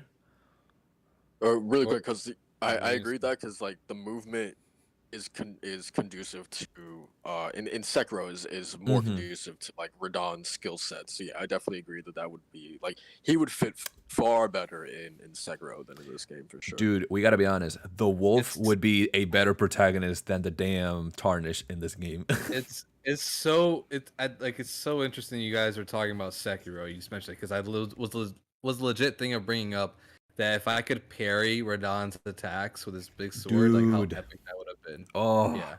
I was Radon legit is just that thinking that guy. like 5 or 10 seconds ago before you guys even mentioned Sekiro, which is crazy. Dude, it's just Sekiro. You don't have to run; he automatically runs. So there's no stamina in Sekiro. That's the beauty of it. It's all about the fighting. Yeah. Okay, Radon is Ludwig tier. Morgott. This is Margit. He reveals, haha, I am actually Morgott. I was disguised this whole time. I was actually testing you. Now this is the real fight. I think this fight is really fun. I think it's a for the first time, it is a diverse enough fight where it keeps you on your toes. It keeps you like fighting always. It keeps you always trying to figure out what's gonna come next. I like his second phase. I think him be more of a long range, more mage type deal, doing acid from the ground. Like it keeps you doing something all the time, and it keeps you moving. And I think that his weapon, that sword, the way he breaks his cane and it all just breaks apart, and that black sword comes out. It's really cool. I don't know what y'all think about him. Macho? To me, he's great. This was challenging without being frustrating, and I really again I you kind of just really hit all the points there. Well, I think it's everything from like the phases and just the actual attacks and the cinematic like parts of it too is really cool. I feel like the name reveals in this game were just really lame. Uh, but like they're really fucking lame. Like Hector. Like no, I'm actually Hecto. Like it's so to me it's Jay? fucking dumb. No. Joe. Like yeah, it's like oh man, I'm trying to remember how there's another like show or movie that they disguise themselves as a different name. There's different way. I forgot what it was. It's gonna come to me later, but Yeah. it's just that. But other than that, I think the moveset and the mechanics of this fight are just like are like as good as something like a Father Gascoigne or Bluff Star Beast or something like that. I feel like it's really good. So What I to me, love this is like a also great. is that this fight made it true where one of the best tweets ever got born, and it's one that says that Elden Ring is the type of game where you fight Will Smith, but it was actually Will Smith. It's just so stupid. It's so dumb. You actually fought the Gemini Man. The Gemini Man. It was me. It's like the meme of, wait, we all live in a planet. It's like the astronaut, and then the guy is like another astronaut. It always has been.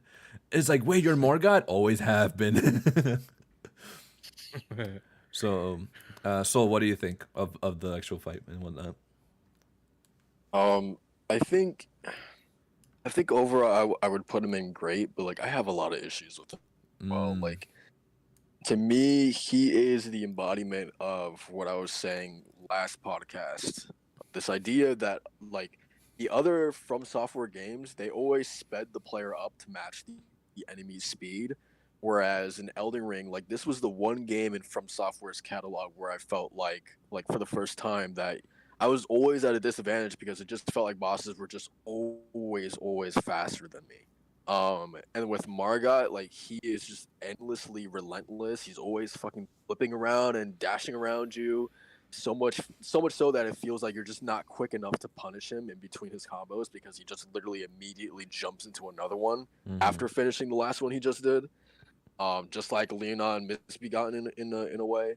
But still, like even with all that said, like I still feel like I would still rank him highly, because like his health is low enough, and and I feel like it compensates for like all those complaints that I had because his health is so low that yeah, it just kind of evens that stuff out for me. All right, then great it is. Then I'll put it next to Margit, his twin. Haha. Speaking of twins, let's go for his actual twin, Mog, the Lord of Blood, which is the actual sibling of Margit. I think that's one of the greatest fights in the game. Personally, yeah, I agree. I think that his lore is messed up. The setup is amazing. He's optional, yet he feels like a main boss. I love his second phase. He starts stabbing the ground and nihil, and you're just like, what is happening? I'm losing so much health. And then you realize you have to drink the flask with a certain type of buff to avoid getting damaged while you're in the ring and all that. All around great fight. What do you think, Macho?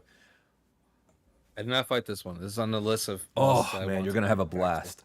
You're gonna have a blast. What's crazy about him? So a little bit of lore.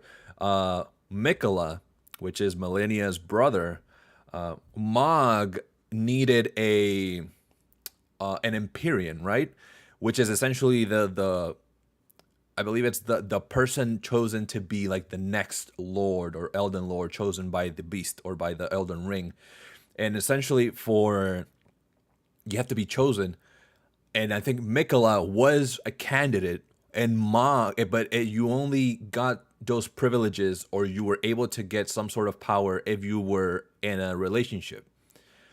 Well, here's the thing. I think Mikola is a nephew of Mog, and Mog wanted to be with Mikola in a relationship to be able to meet those requirements. It was some messed up lore. Like, Mog is disgusting, but I think he's an amazing boss fight. What do you think, Soul? Yeah, I think he's pretty damn solid overall. Kind of like I was saying with Godric earlier, that Mm. I feel like his attacks are well choreographed and read them fairly well. Um, my only major complaint is his one that blood ability that he has. Yep. That's just unavoidable damage. You will always be hit by that attack no matter what. That's the one that you Um, need the buff with, but you don't know that in the beginning of the game. and I think yeah. So like, what does it do exactly? That like So essentially, depletes he you of like your curses you with a ring of something, and basically what you need is to drink the flask with a certain buff. You know, the what do you call the one that you mix the different types of buffs in? it's like wondrous like Wh- psych or something like that. I Something like forget the that. name. And you drink it, and when he does the attack that encapsulates you in blood, he doesn't do damage. The your shield just breaks once he's done doing damage, and then you take no damage. Right. So but yeah, it's like he inflicts you with like bleed as well, right? Or like I think so. or was it that he like depletes you of your flasks or something?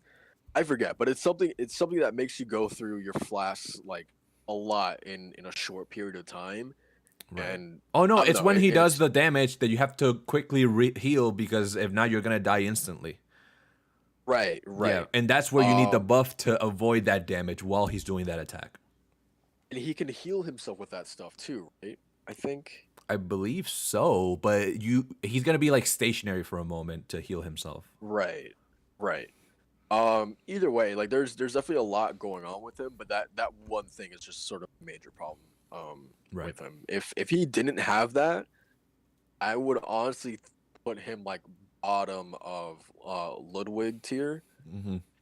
But because he has that one wrinkle to his move set, yeah, I'm okay with putting him at great. At great. Okay, so top of great. I think he's better than Margit and Morgott.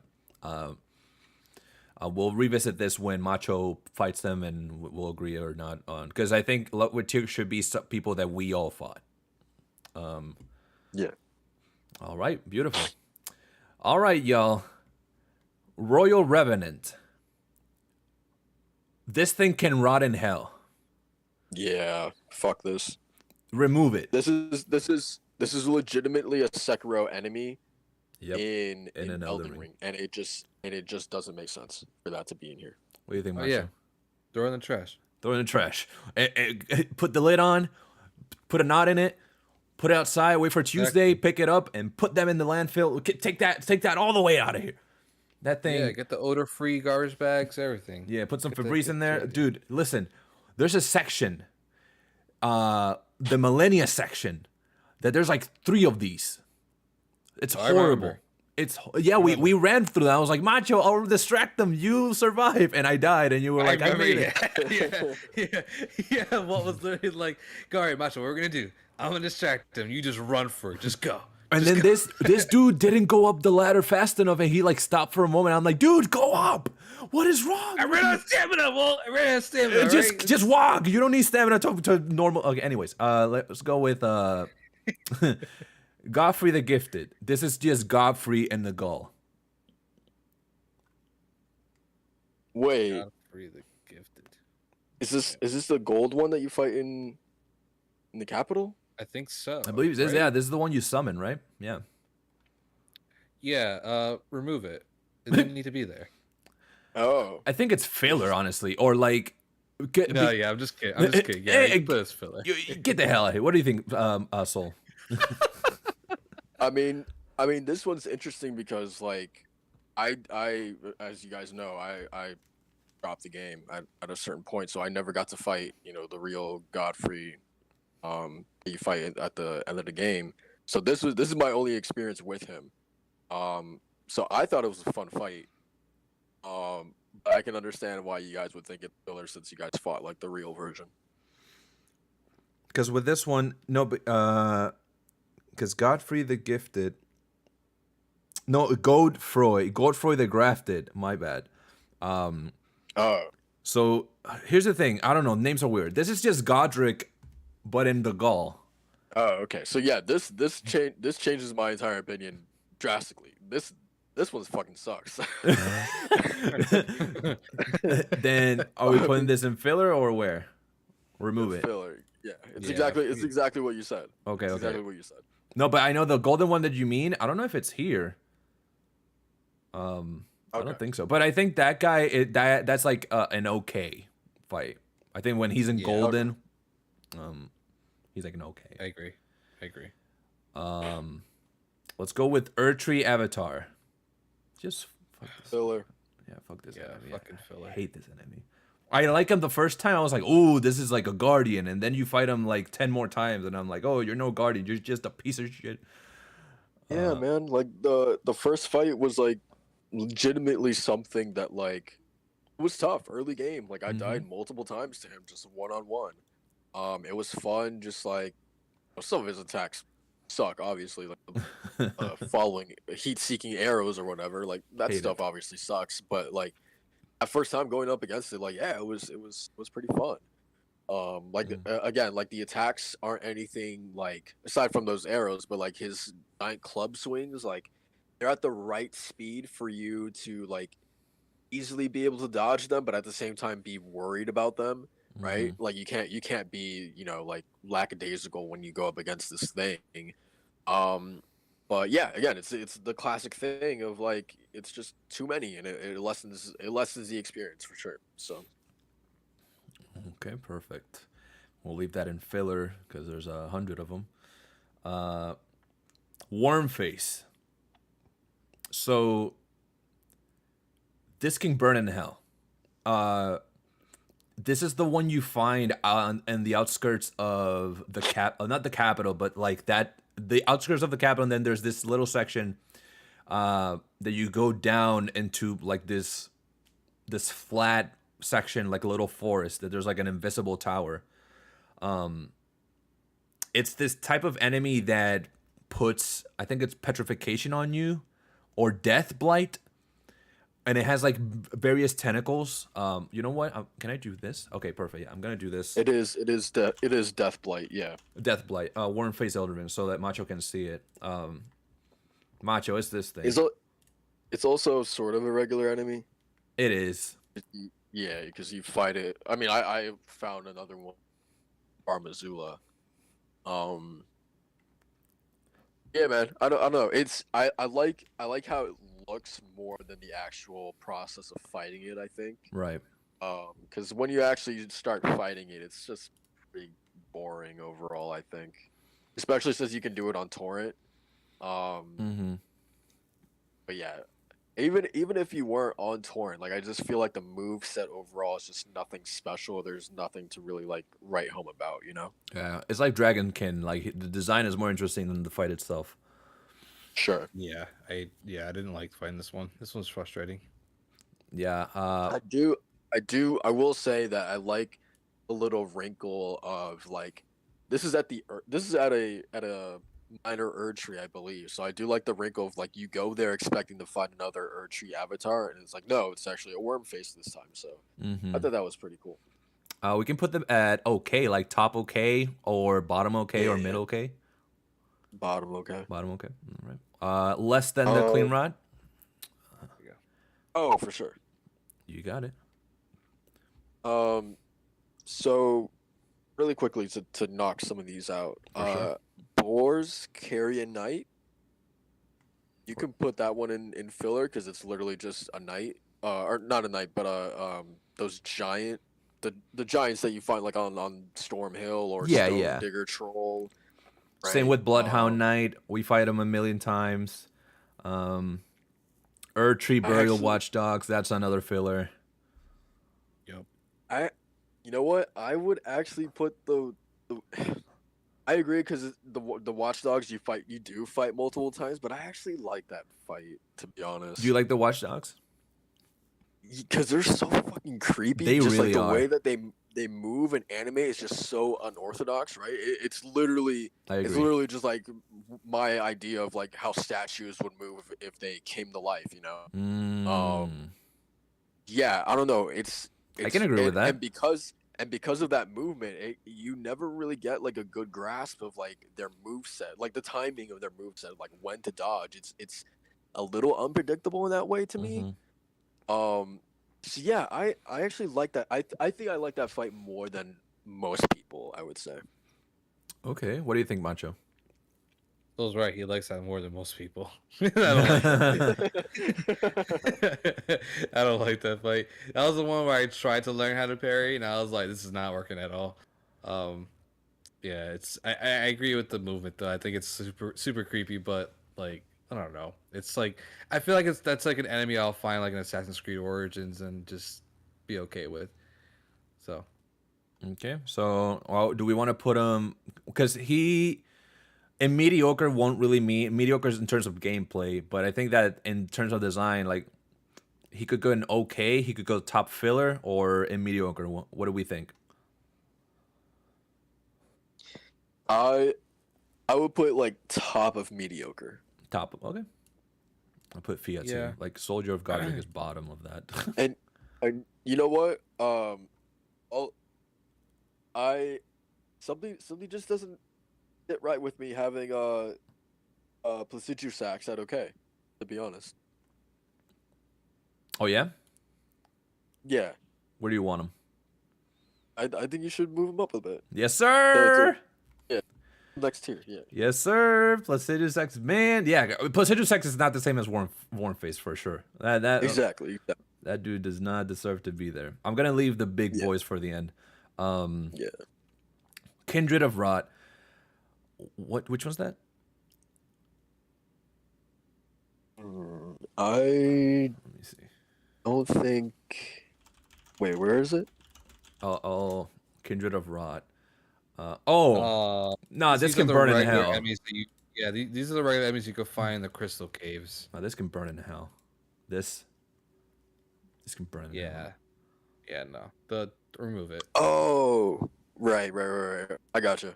What do you think? Yeah. Remove it or frustrating? Um, probably Macho, if we were for you, we remove everyone. Shut up. probably frustrating. Frustrating? Okay. Because the enemy sucks, dude. It that's does suck, why. but it's not like a bad enemy. Like it's just difficult. Like I think Kindred is like unique. It's like you don't. That's the only enemy of its type. Sure. Commander O'Neill. This one was actually pretty Ooh-wee. cool. This one is actually Who? pretty cool. O'Neill, not Niall. Commander O'Neill. This is the one in the Kaled in the Lake of Rot. Oh, then this was lame then. Oh, Oh yeah, yeah. O'Neill Yeah. is. I think he's frustrating, but I think he can go like in like okay, or you know what? O'Neill can go in great probably. I don't know. What do y'all think? Wait, is that which one's which? Okay, so okay, let's go with the good one. Niall. Niall's great. This is the one that has the prosthesis. He has like a lightning leg, and he jumps, and then he hits the ground with lightning. Yeah, this one I like a lot, actually. Despite the little henchmen that he summons. Yeah. I think just like this character is really cool, and Same. to fight him and for him to be like to bring out such like crazy moves that you wouldn't even expect. Yep. Even for a game like Elden Ring, that's pretty like unexpected a lot of times. Hmm. I think this one was definitely memorable. For me. I think he's a Sekiro boss in Elden Ring as well. Yeah, that too. We think so. I think yeah, I think he's okay. To me, the biggest thing is like I like most of his moveset, but again, to me, it's the what Macho just said about him summoning those two knights. It's not just any knights; it's those bullshit knights, you know. You know. It's not any nights. It's the BS night. Yeah. It's like to me, this fight just felt like Commander. What's his name? Yal or O'Neill? Niall. This is Niall. Kyle. All right, he to me he stands on his own. You Mm-hmm. don't need those other two summons there in that fight. It Yeah, just it just feels it's adding insult like to injury. he right, like he should have been left alone. Like it makes him far more interesting to just go one on one against him. Like it just feels like them making like a needless gimmick to that fight, right? Mm-hmm. Like he is perfectly fine by himself. Like adding those two knights just makes that fight like so much like it almost feels like it's making it like challenging for the sake of being challenging. Like it doesn't add an interesting wrinkle to the fight. It's Mm-hmm. just like it's the same. If you die to him multiple times, it's just the same thing over and over again with that gimmick added in there. So yeah, it just felt like a needless kind of addition to that fight, really. I think that it's interesting that because he has the two henchmen, his whatever he's holding, the lance or staff, he does like buffs. It does like buffs once you acquire that. So it makes sense that he's like a commander commanding his henchmen. But I think it would have been better if you start off just fighting him and then second phase he summons them while he's like recharging and getting his prosthesis ready or something. Like making interesting, like make it interesting. But I think he's in great. I think he's a great boss. I would I would throw him at the top of okay. Top of okay. Okay. I'm gonna put him underneath Lord of Blood because you need to fight Mog. You really need to fight Mog. I think Mog and Commander Nile, very different types of fights, but equally as exciting. Hold on, but so you say okay? Yeah, yeah. Wait, we All put right. we put Mog in okay? No, no, he's in great. No, no, Mog's in great. Okay. No, I think it's okay too. So I'll put him at just an okay. Well, top of okay. Commander Nile. Because here's the thing O'Neal is okay. I think he's okay. Nile is great, I think. But what do y'all You think? know what? You know what? Put Nile at the bottom of great. Okay, perfect. And then what do we think of O'Neal? I didn't fight him. Okay. I think O'Neal is somewhere in okay. Yeah, so He imagine literally Nile, but more boring. he literally it's literally that complaint that I had just turned up to 10. He just summons not two knights, like he summons multiple knights. He summons Um archers and knights. right. Um yeah, it's I don't know. It's boring. Yeah, I think he's like more interesting than a clean rut knight. Um, and better than a worm face for sure. But I think Ancestor Spirit is better than Commander O'Neal. Black Knife Assassin. So Black Knife Assassin is the only Ooh. spirit that you can acquire that's more powerful than a mimic. I think it's the most powerful. I think it's the best spirit to have against Millennia. I think that's a great enemy and a great fight. What do y'all think? I fucking hate these. Yep, same here. Get it the fuck out, man. Either frustrating or remove it. Fuck this one, man. I prefer frustrating. Especially in that town that you need to go through to access the Halleck tree. Yeah. Yes. Because there's like four of them, walking about. It's just I don't know. Like I guess it's kind of cool that it's like, oh, you have to look at their footsteps in order to be able to see where they are. But it's just like so tedious. Like And you need a I don't know. specific torch for them to show up. That's the Right, thing. which I don't want to do. I think it's a cool idea that if you wear their outfit, Hmm. then it makes you like less detectable, I guess. I think Hmm. that's a cool little thing.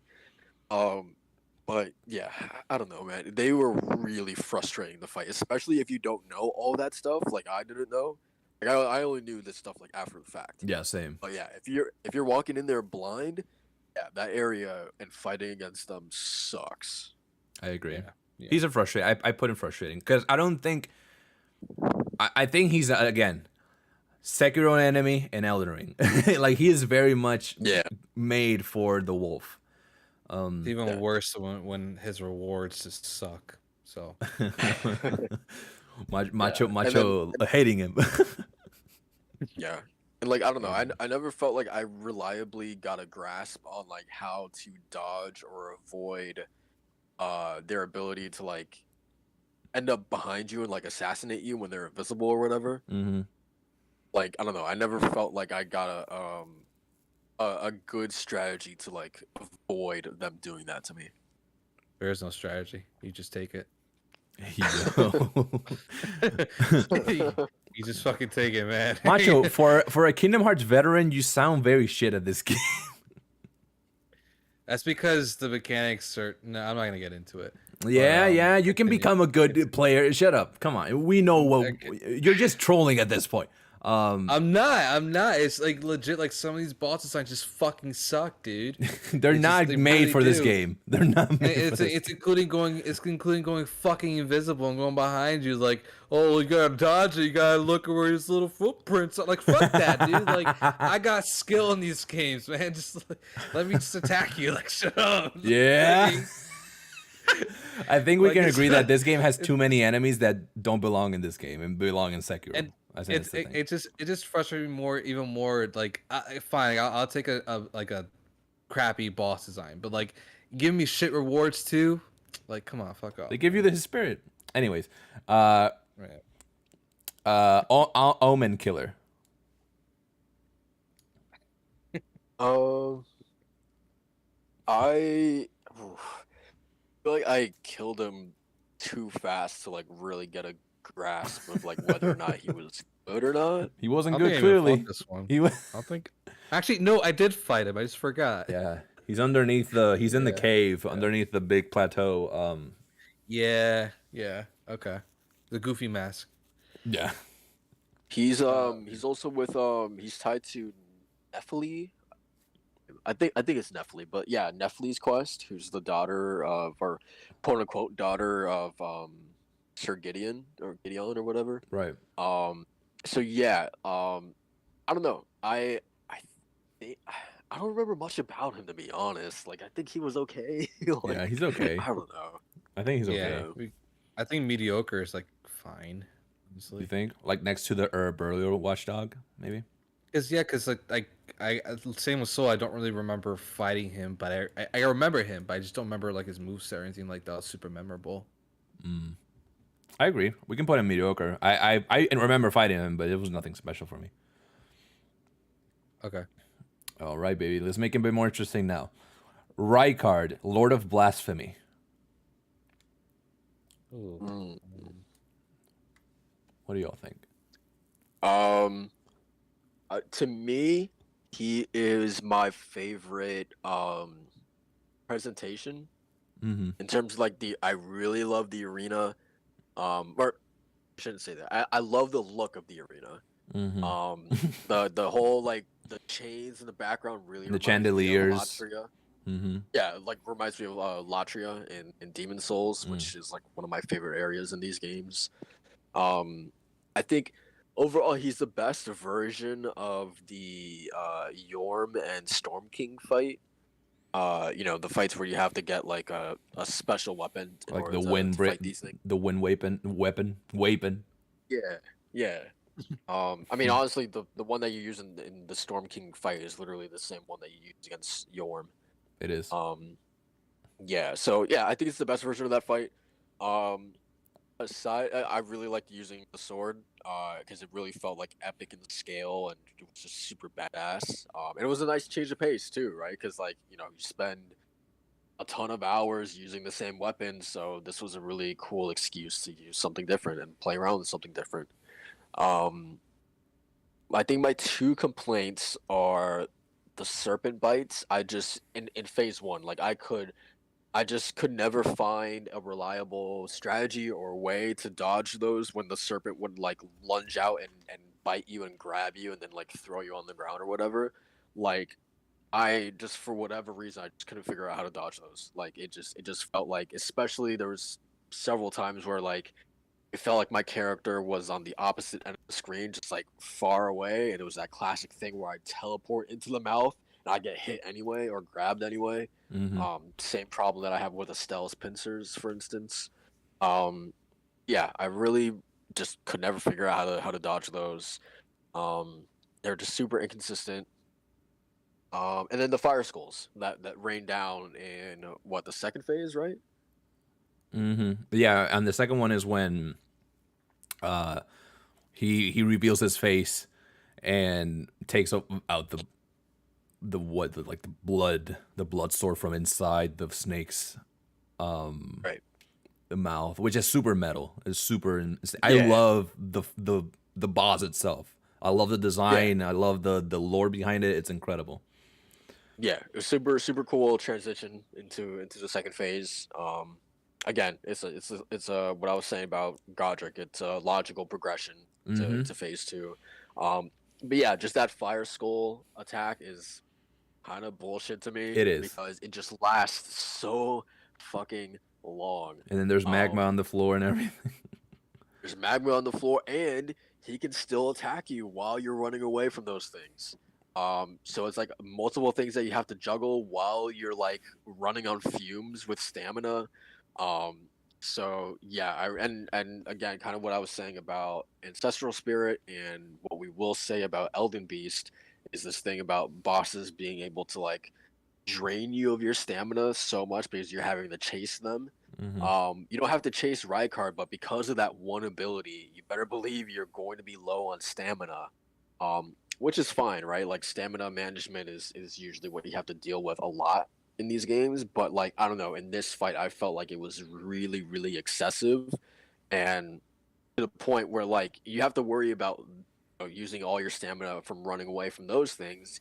But then, correct me if I'm wrong, using the weapon uses more stamina in general because it's like a bigger sword, right? It does. And if you do the special attacks, it also depletes a lot of stamina. Right. So like if your stamina just isn't like if your endurance isn't like leveled up like decently, I feel like you're gonna have a tough time with this fight. But yeah, that's my 2 cents. Overall, despite all those complaints, I still think Rykard is like one of the more memorable fights of this game. So that's why I personally would probably put him in great. Great. Okay. What about you, Macho? If you fought him, Yeah, we fought them together. Remember? did we? Yeah, we fought them together. Cause it was in the volcanic manor, right? Right. True.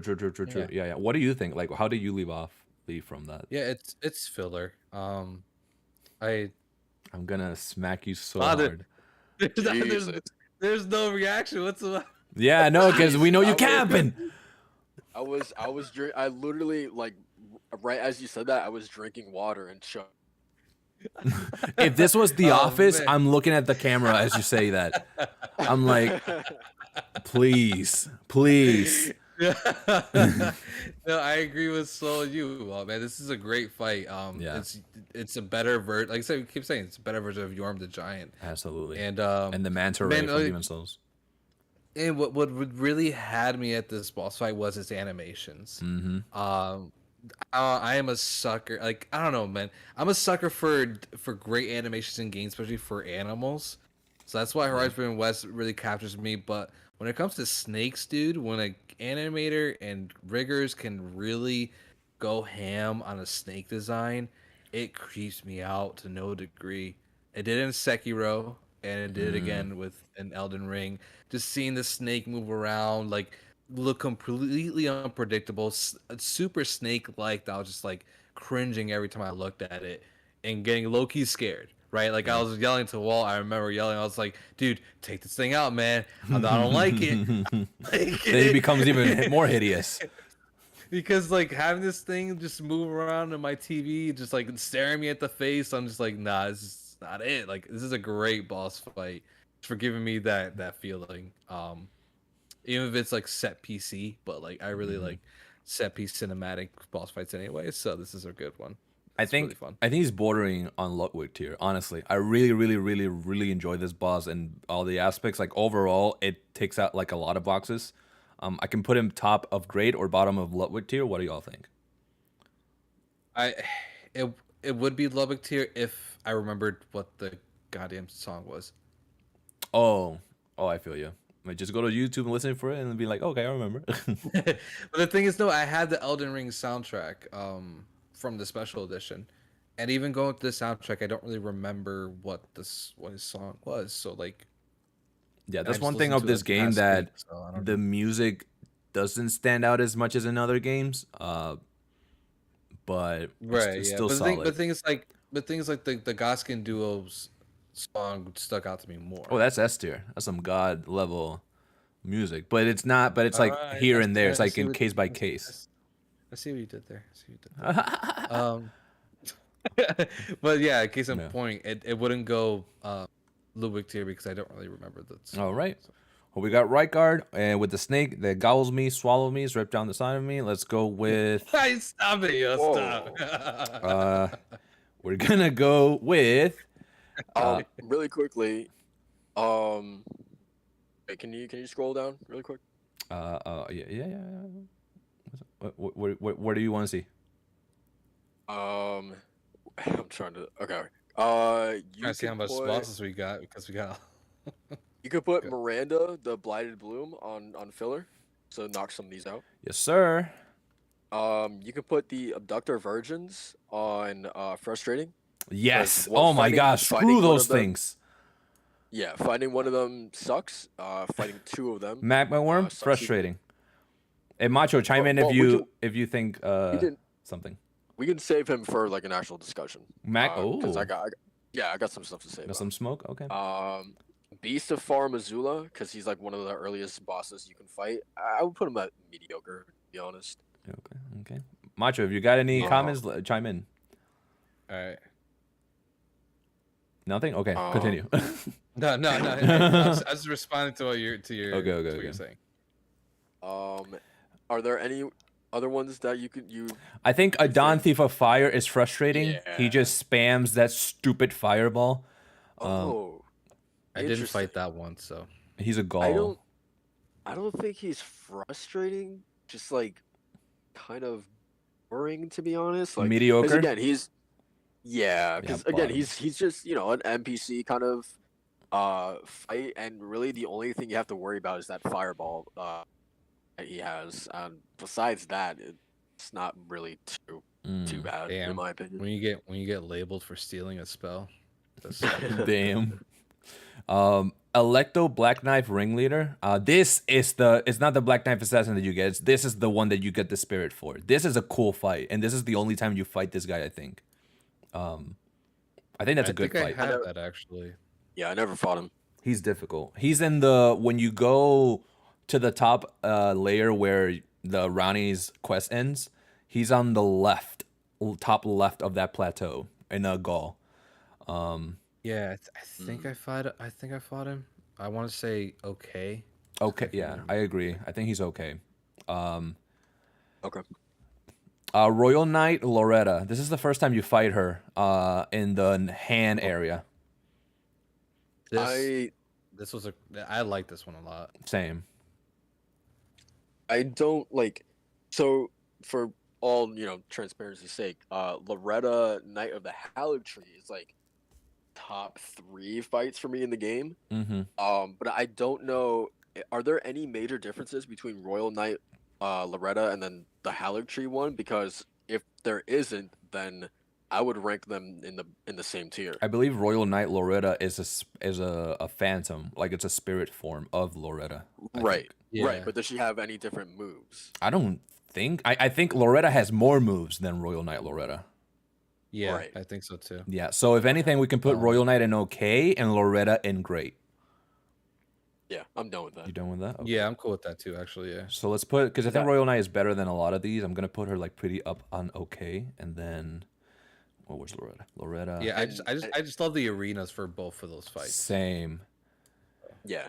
And like for Loretta, like she's without a doubt the best version of the the Knight Cavalry or the Tree Sentinel kind of boss architecture or whatever. Mhm. 100%, yeah. Archetype.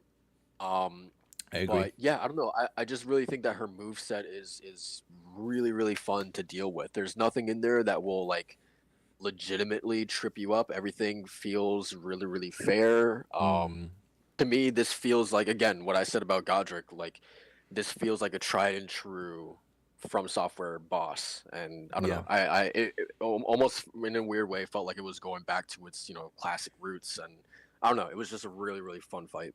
And it's another badass female character. So, Sure. and also the fact that her design is just a very, very high-ranking knight. Like you just like it's simple, like nothing too busy happening there. Yeah, it feels like I'm fighting what's what's it called? Not what's it called? What she's called? Is she the bear from Game of Thrones? Oh, Gwendolyn Christie. yeah. What's her name? Wait. Oh my God. But you know, you guys know what I'm talking about. It feels Yes, like Yeah, if she was like a Dark Souls boss, like this would be her. I feel you. right. All right, Esgar, so we can continue priest back of to normal then. what's priest of blood? Who's he? Esgar, priest of blood. I don't know. I don't think I fought him. Really? I don't remember this one actually. Failer, I guess. Yeah, I guess filler. Grave Warden Duelist. I don't remember this one. Me neither. Failer. Failer. Don't remember. Failer slash who? Yeah.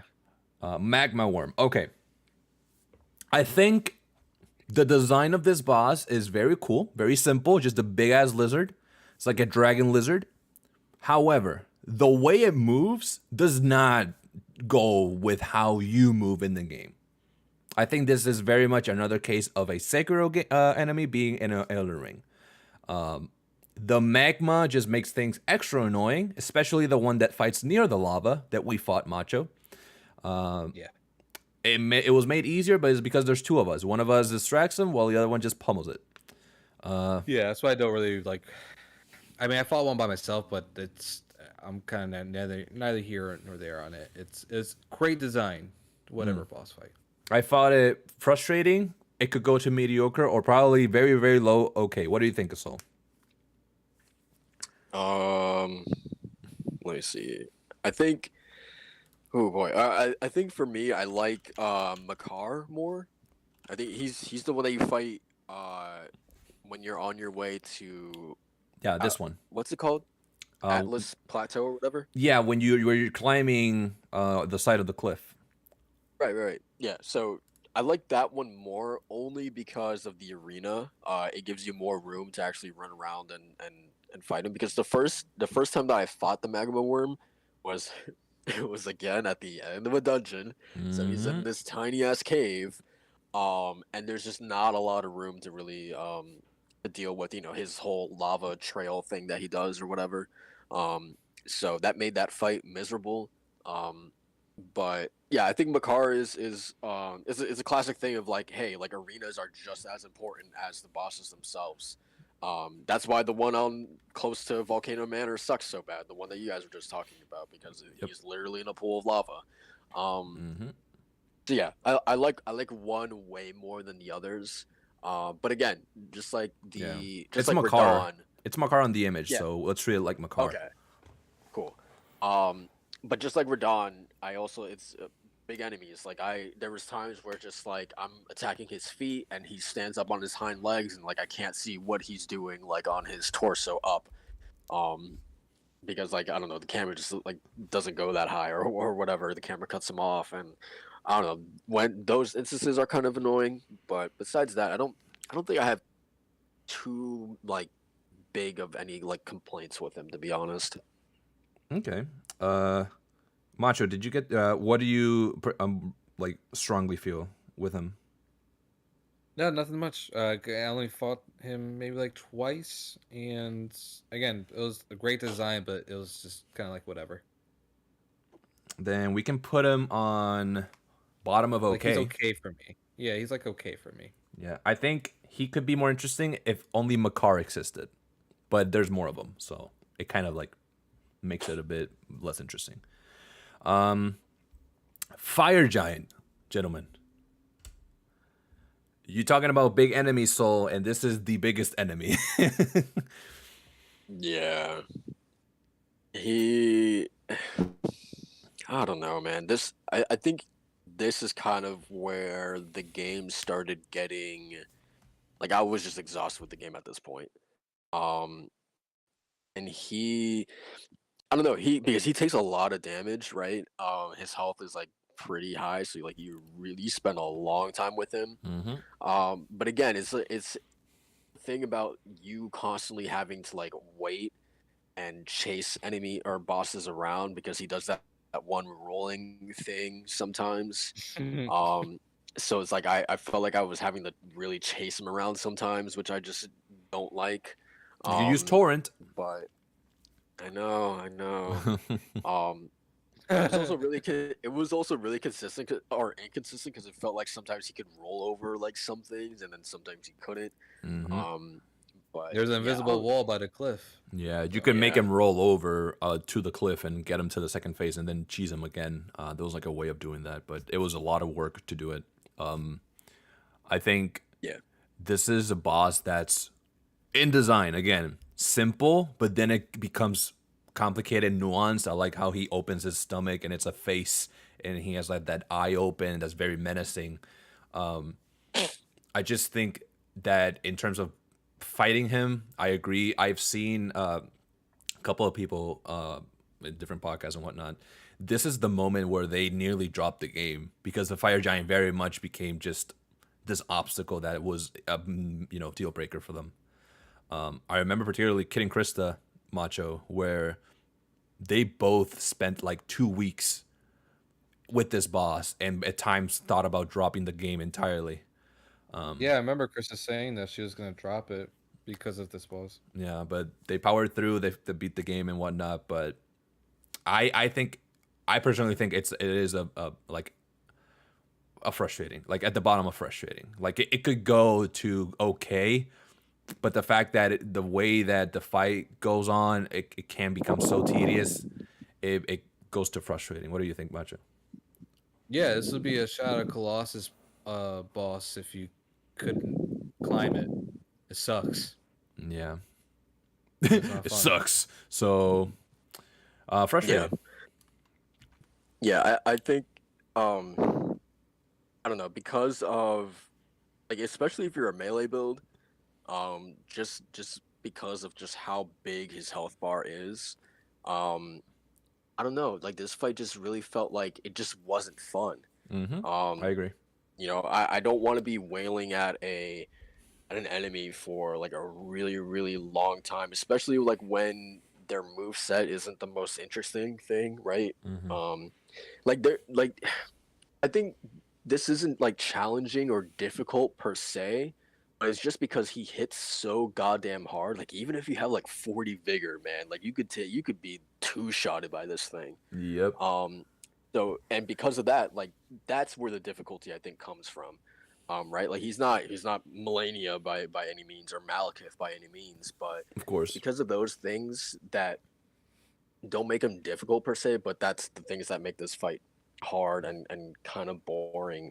Um, yeah, I don't know. I could go on about Fire Giant. Like, there's so many issues with him, but Mm. yeah, overall, I this to me this was like the beginning of the end of like my enjoyment of this game.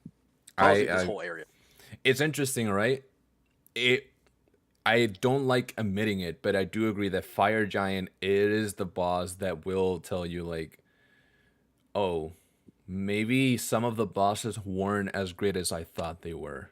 And because after Fire Giant again, you still have you've yet to fight one of the best fights in the game, which is Malekith. Which we'll get to that. But Yeah, yeah, and lastly, I'll say that what? his hitboxes are ridiculous. They're bigger Like than I him. understand, and I understand like he is huge, so it makes sense, that he has attacks that should reflect that. But like it just feels like sometimes, especially when he uses that giant plate or whatever the fuck he uses, that is just like being able to like it's almost unavoidable damage at that point because the hitboxes are just so ridiculous, man. Like it feels like you absolutely need torrent. Like it's not just an option. Like you need torrent for that fight, in order to be able to get away from those attacks reliably.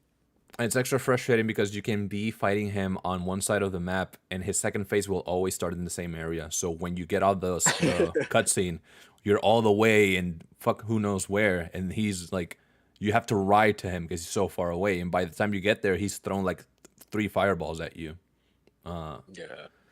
So yeah, frustrating as all hell. We all agree there. For next, let me take care of like 3 of these. Perfumer Trisha. I think that's Don't remember. I don't remember that one. Yeah, I don't remember. This is just an NPC that very much is like the name just suggests. She has like a spray attack that turns into fire, and she's very graceful and whatnot. It's an NPC. I think she's okay. I think she's okay, like bottom okay, because y'all haven't fought her. She's okay. She's in the underground city. Oh, actually, I think I might have fought her. Oh, did you? She's Yeah, like sprays at you and then does fire, like with that spray. Oh, I vaguely remember that. Literally a perfume. Gotcha. I just want to see like a picture of her like info. Yeah, this is her. She's like covered in stuff. She's in the dungeons as well, but I think she's on the more interesting side. Ancient hero of Zamor. I don't know who this is. I know I fought him. Oh, this guy. Yeah. Oh, I like him. I think he's okay. Yeah, I think he's all right. I don't remember. Yeah, Macho, we know. You fight a bunch of them, not only in Nokron, but you also fight a bunch of them in the capital, I believe. But I think he's like the only one of the few ones that's like, yeah, just throw however you want. I still have fun fighting him. Yeah, he's cool. Alabaster Lord. Oof, I don't think I remember this one. This guy. He does like a magic and he hits you as well. Do you remember fighting this guy, Macho? I didn't fight that one. I know I didn't fight that one. This is him. Do you remember, Jane? Oh yeah. Isn't he just the Onyx Lord? Yeah, he's here. Yeah, Onyx Lord. So yeah, they're both the. So he's like the Phantom version of the Onyx Lord. Oh, okay. I don't have much of an opinion on on this boss. He's all right, I guess. Like, I guess he uses that one gravity ability where it kind of like like drags you or pulls you closer to him, right? Mm-hmm. And then he has like one like gravity, almost like a stele, where he summons like these gravity like meteors or whatever and fires them at you, I think. Mm-hmm. Besides that, I think he's fine, to be honest. Then nothing too special. What we can do is put Alabaster in mediocre, maybe, and then put him in okay.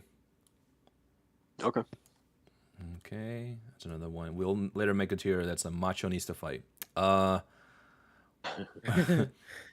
Putrid Tree Spirit. Honestly, I would say he's not missing anything by. No, I agree. I agree. Putrid Tree Spirit. Hate him. Putrid Tree Spirit. I hate him. This is the big snake that burrows itself in the ground and comes up and like spits. He's in the Stormville castle, like a version of him. We fought him, Macho. I told him, oh, hey, if we go through the side here, I think we did it. He's like on the bottom, like very bottom of Stormville castle. This is it. I don't remember actually. This is him. He's like a big snake dragon or whatever. What do you remember, Usul? I actually don't think I know like exactly who you're talking about, but I don't think I've fought them, which is funny because there's like 10 of them. They are in the game, but I've never fought one of them.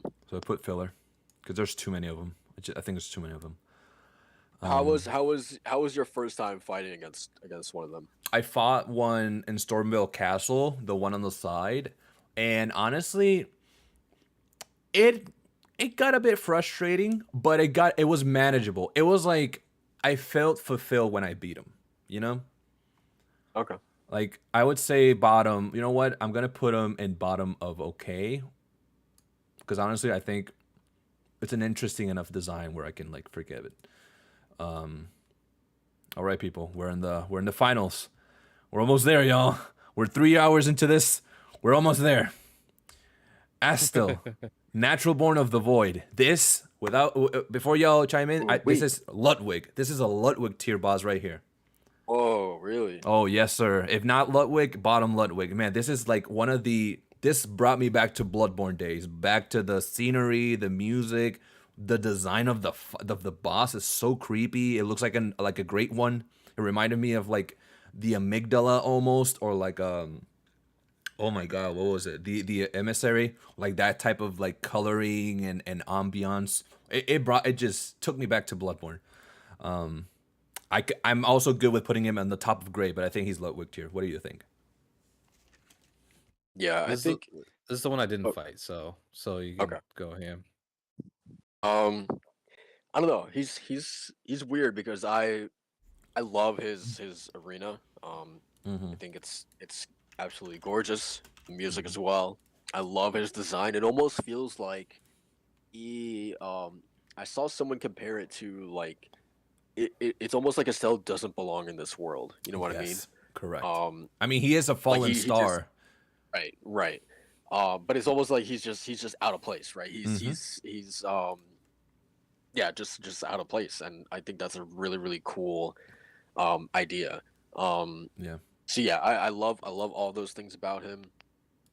Um, again, this to me, this is probably the most egregious example of like, why the fuck is there another Estelle in just a random dungeon? This is one of the coolest enemies in or bosses from a design standpoint in the entire game. And like you are literally and you literally have to go out of your way. Like this isn't a boss on the main path that you can find. Like you have to go out of your way, you have to do all. This is literally the boss at the end of Ronnie's quest. You have to do all of Ronnie's quest, which is one of the longer ones in the game, in order to find Estelle, But to right? So fight it him, is. you simply have to defeat Radon, and then you discover the underground, where you eventually make your way towards him. I think what the worst part of him, not only with Ronnie's quest, you have to fight the Valiant Gargoyle to get to the Estel, which I think is so sad because you have to endure one of the most frustrating fights in the game to get to this beauty of a boss. But that's exactly what I'm saying. Is that it's the most like it's one of the most evolved quest lines, or it's one of the most involved, like sort of like you have to. It feels like you have to do so much in order to reach him. Is Hmm. what I'm saying. Right, Macho, he's on Um, screen now if you want to look at him. But yeah, continue.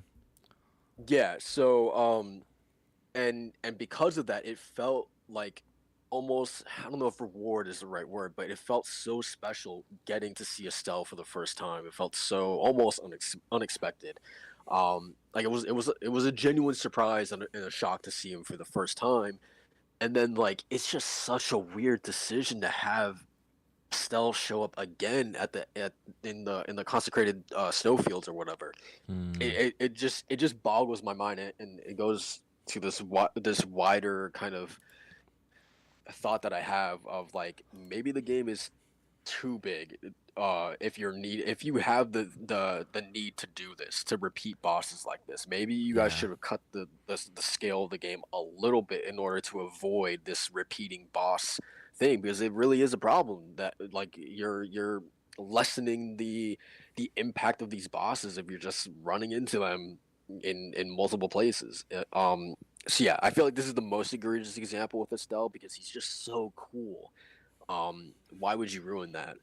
Um, Aside from that, I think the pincers, I have a problem with that, with like the hitbox on that. It's really Mm. inconsistent. Um, I don't like his meteor attack where he like summons all these meteors around his head and he like can fire them all down at you. It feels like a less egregious version of Rykard's flaming skulls, right? Hmm. Um, and with this one specifically, and just like with the raining skulls, but with this one, it's like I don't have any rhyme or reason or any plan to get away from these. I'm just crossing my fingers and hoping for the best with these. I'm just panic rolling the entire time. I don't know how to reliably get away from these. I'm just hoping not to get hit. There's no strategy with it. um, but yeah, I have a big problem with that attack. Um, Aside from that, really, he's not difficult per se. Right? Like I feel like there's nothing in his arsenal of attacks that are like really truly have to worry about or that you're gonna lose sleep over. Um, but yeah, I don't know. I liked him. There's some things that are like knocks against him, but overall, I think he's pretty solid. Okay. And Macho, I know you haven't fought him, but just from a glance, what do you think of this thing? Yeah, I think it's one of the best designed bosses in the game. Mechanically, again, I can't really say, but I think Mhm. it's really cool. But to be honest, even if I go back to Elden Ring, I probably won't attempt because it's following Randy's quest line, and I'm not doing that. Hey, buddy, I'll take you with. I'll go with you. Come on, man. You need to fight this thing. Look at those pincers. Do you want to see you fight? I really don't want to like. I don't want it to get swept and then carried. Nah, good. And honestly, I mean, you'll be robbed of the cool arena, but honestly, just go to the consecrated snowfields and go to the dungeon there, and you can find them there if you want. Yes, tall See, there you star. go. I still stars of darkness. That's the one to consecrate it. It's this one. It's the same thing, but it's like in another arena. Right, yeah, come on, Miyazaki. What are you smoking over there, man? Come on. Come on, Miyazaki. What George tell you? Okay, so Estelle, I think he can go Yeah, bottom. yeah. Is this George R. R. Martin's fault, man? This You is putting this us in the this, lore? this is George's fault. It's like, oh, I'll put two. Yeah. So the natural born of the void, which is the actual one, I think he can go like bottom, top of grade or bottom of Ludwig. What do you think? I put top of great. Okay. Well, wait, let me see. Who do we have in great? Mog, Lord of Blood, Riker, Lord of Blasphemy, Margit the Fellow Omen, Morgoth the Omen King, Loretta, Red Wolf of Radagon, Renala, Elimer of the Briar, Bell Bearing Hunter, Dragon Lord Placidusax, and Commander Nile. To be honest, I would put him like somewhere in the middle of great. Interesting. So, like, you know what? I think Loretta is more like in tune with Elden Ring. So I'm gonna put him lower than Loretta, but more than Red Wolf of Radagon because I think Estelle is better Right, than Renala. for sure. And then Star of Darkness, you who? What are you doing over there, man? No, filler who? Why are you there, man? Don't go there. Demi-human Queen Margot or Margot and Maggie. This is probably filler, right? Yeah. Let me like Yeah. demi-human Margot. Like, yeah. This. Wait, what is this? This is like a horse lady. Hell is this? Oh, I remember fighting her. Yeah, this is Oh no, what? the character from Full Metal Alchemist. Oh no, it's Edward. It's the Chimera. You know what? Honestly, I think Yeah. Oh. I'm gonna do it justice. I'm gonna say mediocre. I'm not gonna say. I'm not gonna make her like feel like. I think she's like not unforgettable. I think she stood out enough. I think. Okay, this one I don't think y'all fought him because this is Couple left. Lake Dragon, Fortisax. Did y'all? I don't have much to say about him except for This is one of the best designs, man. this fight is very how do I say this, like visually busy. Mm-hmm. There's a lot of just shit happening on screen that just like makes it hard to know like what is happening, especially with the fucking red lightning. There's too much, man. There's There's too much. too much of it. There's way too much of it to the point where yeah, like I just said, it's at some points it's really hard to tell what's happening. Besides that, he's cool. Macho, you for sure haven't fought this. Let me show you the thing. No, but the fact that you can just dual wield lightning is pretty rad. It is, and he has 4 wings, not 2, 4 wings. Because he's majestic. Majestic. No, I think he's the last trophy I got to get platinum because you need to do it. Look at it. Look at this, man. Look at this thing.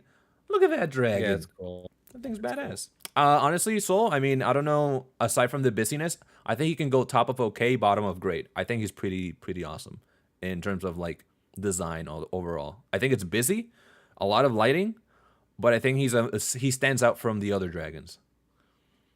Oh, for sure. Like him and Placidusax are definitely the best. So I'm gonna put him beneath Placidusax. Okay. Do you think? Do we think Commander Nile is better than Fortisax? Nah. Okay. Last 6 people. Mog the Omen. I never fought this one. This is literally a I fought. replica of the Lord of Blood. Is it just the same moveset? I'm pretty sure it is, just less. There's less with him. Let me see. Mog. Oh yeah, I didn't fight this one either, actually. No, if you didn't fight the Lord of Blood, you really didn't fight. This one you can find underneath the capital. This is the same thing, Soul, as like Astil, Start of Darkness. Like you just fight him Oh, great. in a lesser area. Yeah, this is the arena. It's just a cathedral, a little church. It's less interesting. I'm gonna lean on you for this decision then, because yeah, It's a filler enemy. I don't know much of the lore to say that it's an like an okay, because I already put Lord of Blood so high up. I think this is like, why are you here again? Yeah. Okay. All right, people. This is where it's gonna get meaty. We're 3 hours in, but this is gonna get meaty. Millennia Blade of Mikola. Woo wee. Right off the gate, say whatever you want of the BS and whatnot, but this is one of the greatest bosses in the game for me.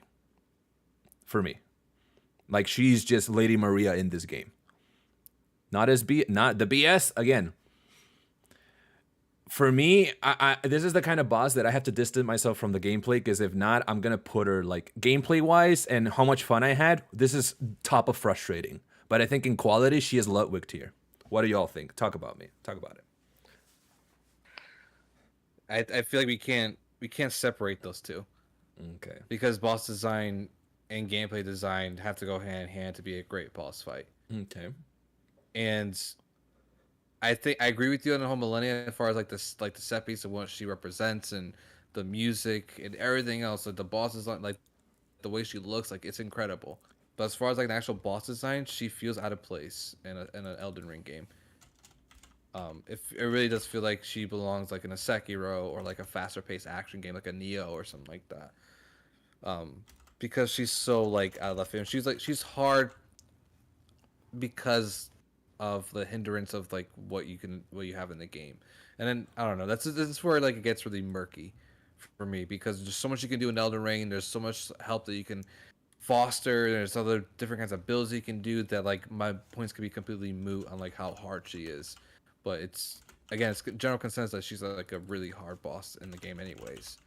So for me, she goes into great territory, borderline frustrating, but like every attempt I came at her with, it was always, not always, but more often than not, it was fun.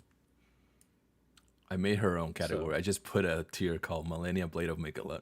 Because it's just she's such a controversial boss, because she's the gameplay and mechanics, like unless you're let me solo her, like we don't deserve to put it high up, because we didn't.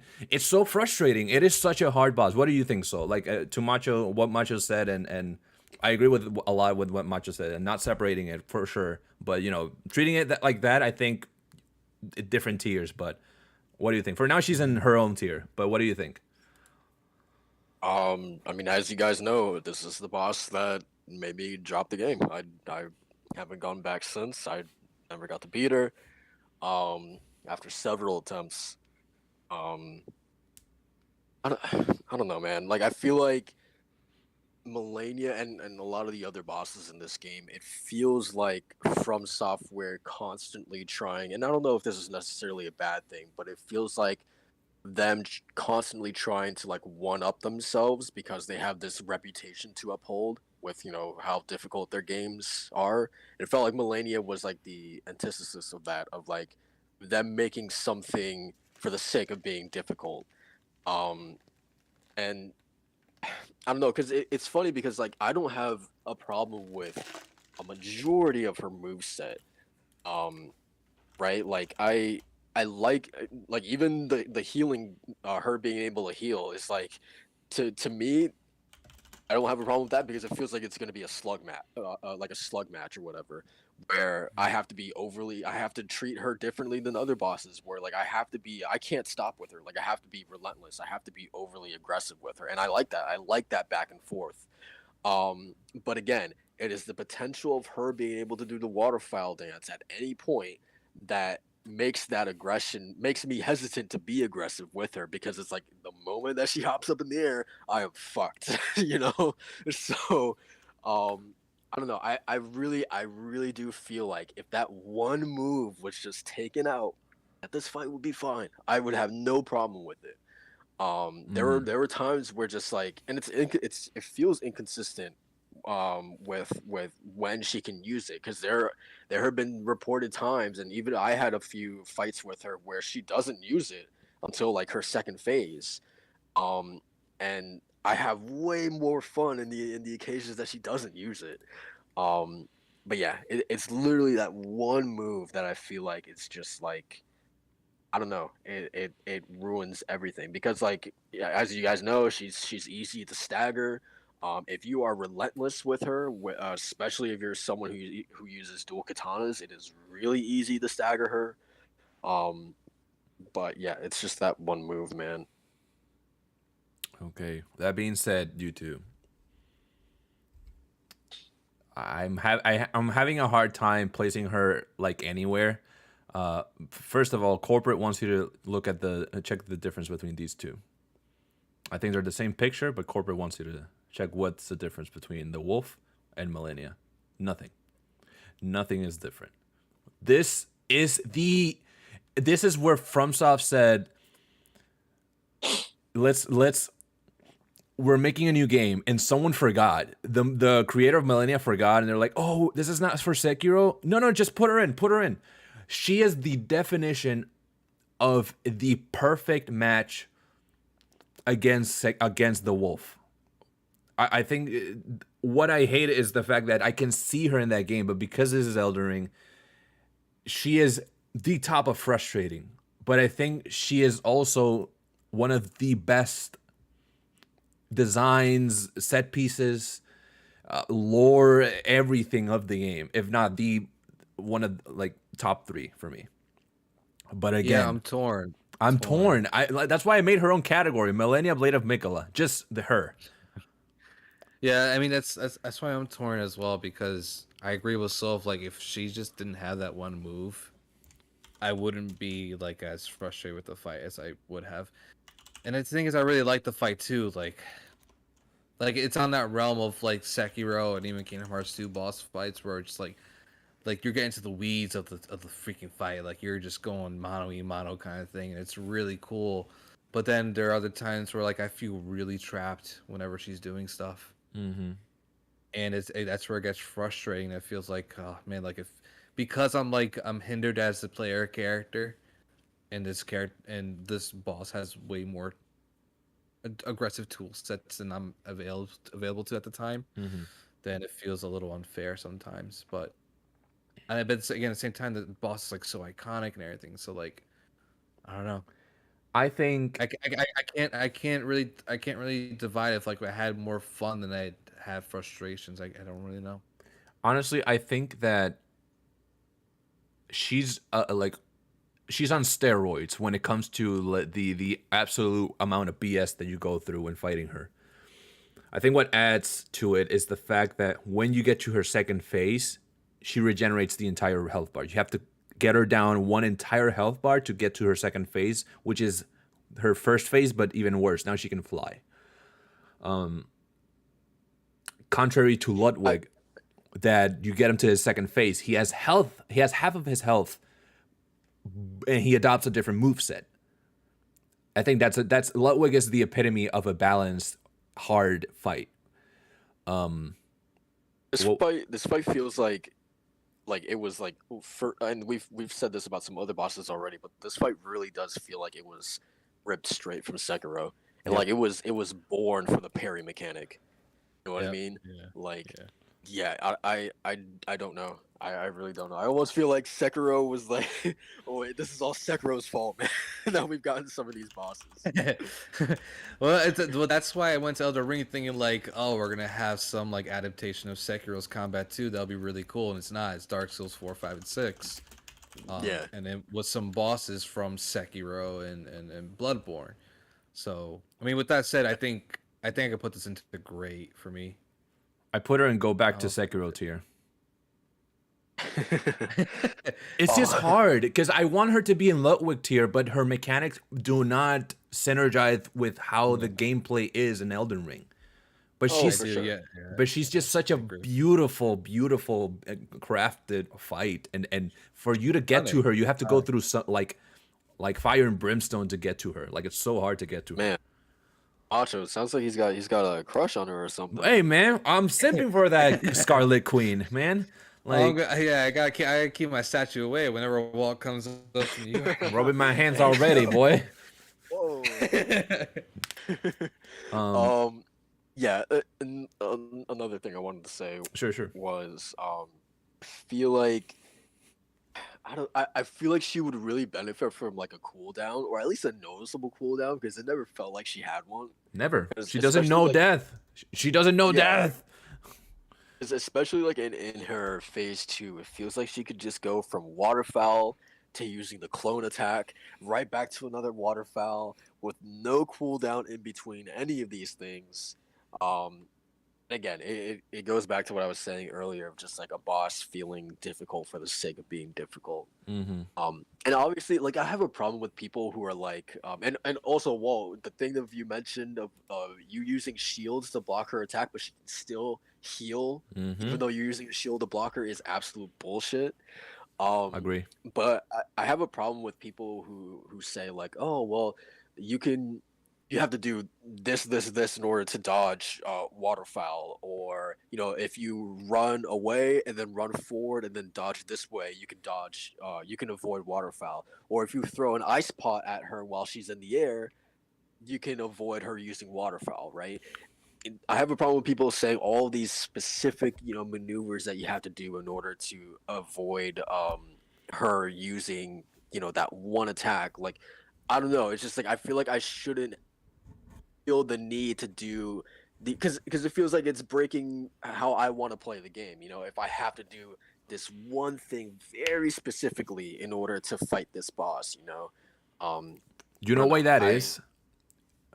Because Why? this game, up to this point, is telling you you can do whatever you want and you can go through any boss. But then you get to Yeah. Millennia, and it's like, no, you have to change entirely how you play.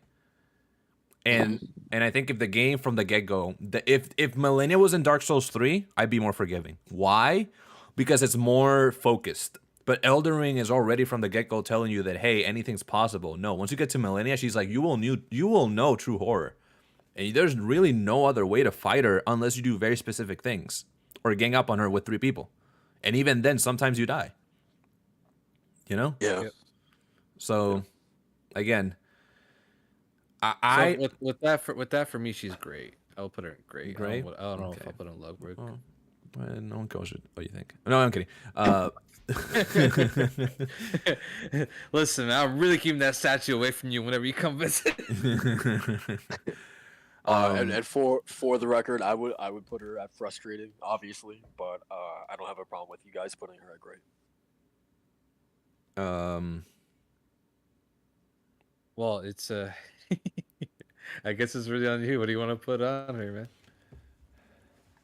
okay. This is what I'm gonna do. I'm gonna delete this one, right? But then I'm gonna do this. I'm gonna put her.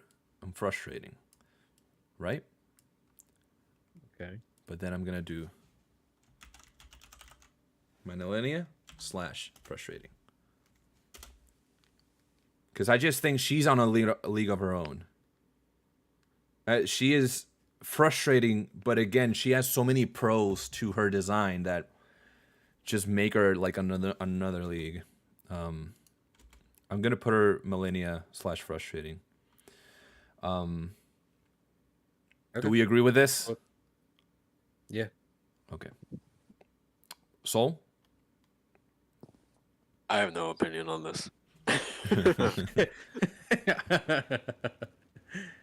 All right, Alright, next one. Malekith. Best Yeah, boss fight in the game. y'all gonna have to take it away with this one. Best. All right, best boss fight in the game. Ludwig. That's a Ludwig tier boss. Right Yeah, there. this after the fire giant, I didn't have a lot of hope for the rest of the game. But then this one brought it back. This is the one that was I'll put it here. damn challenging. Probably one of the hardest fights in the game. Yeah, But but especially possible. that first phase was like was just like a thick ass cloak, man. That thick ass cloak, and he takes everything off, and the sword comes out, and the black armor, and he goes freaking nuts, jumping everywhere. It feels like a proper Dark Souls boss, while also like taking it up the notch, like a next gen Dark Souls boss. Like I love it. It's one of my favorite fights in the game. Music and agree. everything. I agree. So you haven't fought him solo, and you won't fight him then, No, I'm good. man. Honestly, as a melee build, I can understand that. Yeah, I mean, I did a melee build, and I had a Yeah, blast. I did too. Yeah, I did the Eleanor's pull blade, and it was challenging, but man, like it was definitely worth doing. I had a lot of fun. That brought it up to me. I was like, all right, yeah, I can finish the game. Like I need to see the rest of it. Godfrey, the first Elden Lord. I think he is bottom Ludwig tier, top of great. Is that Horaloo, wherever it is? Horalu is his second phase. Yes, sir. Horalu, warrior. Yes, sir. um, Where he fuck suplexes this you. boss, man. Hate this boss. Yeah. I hate it. Just I hate it. man. It's like you don't even put the lion to use anymore. Like you kill the lion. Like that to me that was just so lame. Bro, because he was like, I ain't gonna hold back. You're gonna catch these hands. and that's so lame, man. Like it turns into like a really dumb anime, like ground stomping, grabbing you all the time kind of fight. I'm just like, why did you use a lion? Like that would have been way cooler. It does look goofy, but I will say it kind of makes sense with his character since he is just a barbarian. So Mhm. like, Yeah. so I would let it pass. Or for me personally, I let it pass. But yeah, I can get what you're saying. Look at this guy. Yeah, like cause especially seeing like the lion, the cover, stuff like that. Like whenever I see like an animal companion for a boss, I get really excited. So I was just really disappointed the fact that he kills the lion and then becomes that Hulkamania character. Yeah, look at this guy. And he suplexes you. I'm Horaloo, like, and I'm macho, like let's fight, like you know, like whatever, man. Hey man, you wouldn't get it. That's back in the day. That's how warriors used to fight, man. I am King Arthur. King Arthur. I need no weapon with me. No, it's cool because he took off the lion, which is the protector. The same. He's an Empyrean, so it's like I don't need the help of a god. I can do this by myself. And then he proves to be formidable in the form that got him to be with Marika. Like the reason why Marika got with him is because he was chosen and he went on this pilgrimage and he became this warrior. And then he was like, I'm gonna hold back. I'm gonna be Godfrey. Oh, that's not enough. I need to go Super Saiyan. And then he just messes you up. I like him. I think he's bottom Ludwig or top grade. What do y'all want? I think he's none. Yeah. I think I like his first phase a lot more than his second. Okay. Yeah, I would put him bottom Ludwig, honestly. Bottom Ludwig. Okay. 2-1. I think specifically I'm outvoted on that. I'll just put him in grape, but Grape. Okay. Bottom then we're in like a good I one. like his moveset. I think his one AoE when in is it both phase 2 and 1 where like I know phase 2 he specifically like reaches into the ground and like pulls it up and it's this fucking giant ass AoE that takes up the entire arena. Yeah, that's Horaloo, I think. Yeah. I don't know. I think overall his moveset is pretty cool and it's really really fun to, at least from what I've seen, it looks really really cool to actually have to like bob and weave and dodge and avoid and stuff like that. Um, so yeah, from what I've seen, he looks pretty damn cool. All right. You gotta fight And the him. music and You gotta fight him then to see if we can come back to this. he's the one boss where I actually kind of feel like, man, I wish I got to fight him. And I will say his music is probably my favorite soundtrack in the game as well. That's Okay. fair too. Yeah, he has a really good boss fight music. Yeah, yeah. See, there's more good stuff there. Anyways, we need to start wrapping this up soon because Yeah. it's gonna reach the 4 hour limit, 4 hour mark. Um, the last two consecutive boss fights. First, we're gonna start with Radagon of the Golden Order. What do we think? He's to me he's great. Elden Beast is different, right? Elden Beast is a different fight. Yeah. Yeah. Okay. Yeah. Yeah. I'll put him as great just for the freaking music alone. Because it's I the love the theme. reveal. Yeah, I love the reveal. I love the cinematic. The only thing that pissed me off about the fight was that I did have to respec because I had to really just focus on like what he's weak to, then go in on there, and the freaking AOE attacks, man, just were really annoying. Um, and the huge buffer window that he has too for some of his attacks that just I kept getting tripped on. But other than that, like I think it's still like to me like a great boss fight, a great end boss fight. I agree. Soul, do you know anything about Radagon? Um, I've seen him a couple times. I have him on screen don't right now. think. Yeah, I know. Man, I know what he looks like. I mean, look at that man. Yeah. Look at that man. I mean, man, woman, because supposedly in the Lord, Marika was Radagon this whole time. Um, I think the only thing I would say that looks annoying is when he's able to teleport. Mm. That does look really really fucking annoying. But yeah, that's all I really have to say. And it also looks like he has a lot. This game just has a really really like strong love for, apparently, is delayed attacks. He looks like he does that a lot as well. He Um, does. It's yeah, fucking that's well, that's all I have to say. All right, y'all. Elden Beast.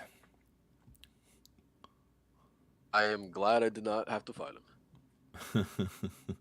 Macho, let it rip. What do you think of the Elden Beast? game should have ended with Radagon. This is my And problem again, with Elden it's Beast. for, it's for sorry, real quick. Well, Yeah. it's for all the reasons Soul said before. This is bullshit. Did I cheese this boss fight? I guess I did. I don't know. I just used a lot of stagger and I made sure I had my items tip top and That's you not know, cheese. That's just strategy. dot the I's and cross the T's on that one, buddy. Just to really like survive this one. And as soon as I finished, I was like, thank God. And I finished the game, and I was like, all right, cool. Now I'm good. I'm done with the game. So, this made like my like frustration almost with Radagon heightened up to 11 when I had to fight this boss. So, yeah, it ended the game kind of in a sour note for me fighting this. So a couple of things for Elden Beast. I think after beating Radagon, there should have been a moment where you're allowed respite and to use anything before you fight Elden Beast, and you have to like enter the fight. I think it shouldn't have been consecutive. First. I agree. Second, I think Elden Beast is the most beautiful fight in the game. I think Other than Estelle? Yeah, is it better than I Estelle? think it's more beautiful than Estelle. Estelle is more ominous and it's more creepy. But I think it's necessarily beautiful. I think Estelle is one of the most interesting fights, but Elden Beast is the most beautiful. Because I have a thing with space and seeing like the galaxy on the Elden Beast's like body, and seeing all the pillars, across. Like it reminds me of Bloodborne when you're in the Hunter's Dream and you see all the pillars like outside. I think it's a very like the music. I think it's one of the top 3 soundtracks in the game. Very, very beautiful. Like it is. It feels like a culmination of a journey. It feels like you're fighting like the cosmos itself. I like that when you hit its body, it sounds like glass, like cracking. Aside from the design itself, the music, mechanically, I think that there's a lot of things that came up short. I think Torrent should have been in this fight. I think there's a lot of moves that you have to be very specific with in order to avoid, and that takes a lot of fun out of it. Because if you're not particularly good with stamina, you're gonna come up short. You're Yeah, gonna be there's able. this. There's one. So he does that same like honing, sort of like spirit arrow attack or whatever. Mm-hmm. That you kind of have to like run around to, or like kind of run in a circle, or not in a circle, but you know what I mean. You have to run Yeah, away yeah. from and avoid them. The thing that looks like it sucks is that he can do that. So while you're running away from it, he can also do that like slicing ability with his sword and send like energy waves or whatever, like gold, like slices towards you while you're still running away from the spirit arrows coming at you. Mm-hmm. So it's like literally the same issue that I had with Rykard, where like the skulls are coming down, yet he can still attack you while you're dealing with that. So yeah, it just looked like a ton of bullshit. Okay. Then it sounds like this could be top of frustrating, or it could be in great. I think it can fit in great. It's not low tier by any means. I think it could be in great or frustrating. What do y'all think? I mean, I would say it's mediocre. You think? It's not a. It's like fighting it is not fun. Interesting. And like again, like the spectacle and everything else is great, but like at the end of the day, it's just not fun. It's not. It's not any more fun than Millennia. And I found like a pretty good strategy with Elden Beast too. And I was good at dodging its attacks and jumping over its attacks too. And even now, just like I'm ready for this shit to end. I have to keep running towards it, and it's annoying. I do think also you did mention a lot how like you were pretty over the game a while ago, and I think like the mindset was not there. Like I waited to fight Elden Beast. I didn't get to Radagon until like a week later where I decompressed. To that point, then like Malekith turned me around. Right. You know, Right. But he was before Elden Beast. And you mentioned how Godfrey and Radagon kind of, you know, fucked with you. wait, because they're just I don't know. I wasn't the biggest fan of them, but even then, like I feel like that's the game's not the game's fault, but like that's like the game's problem. Not If mine. it was me, honestly, then to like do an average, you say mediocre, I say great. Uh, what do you think so?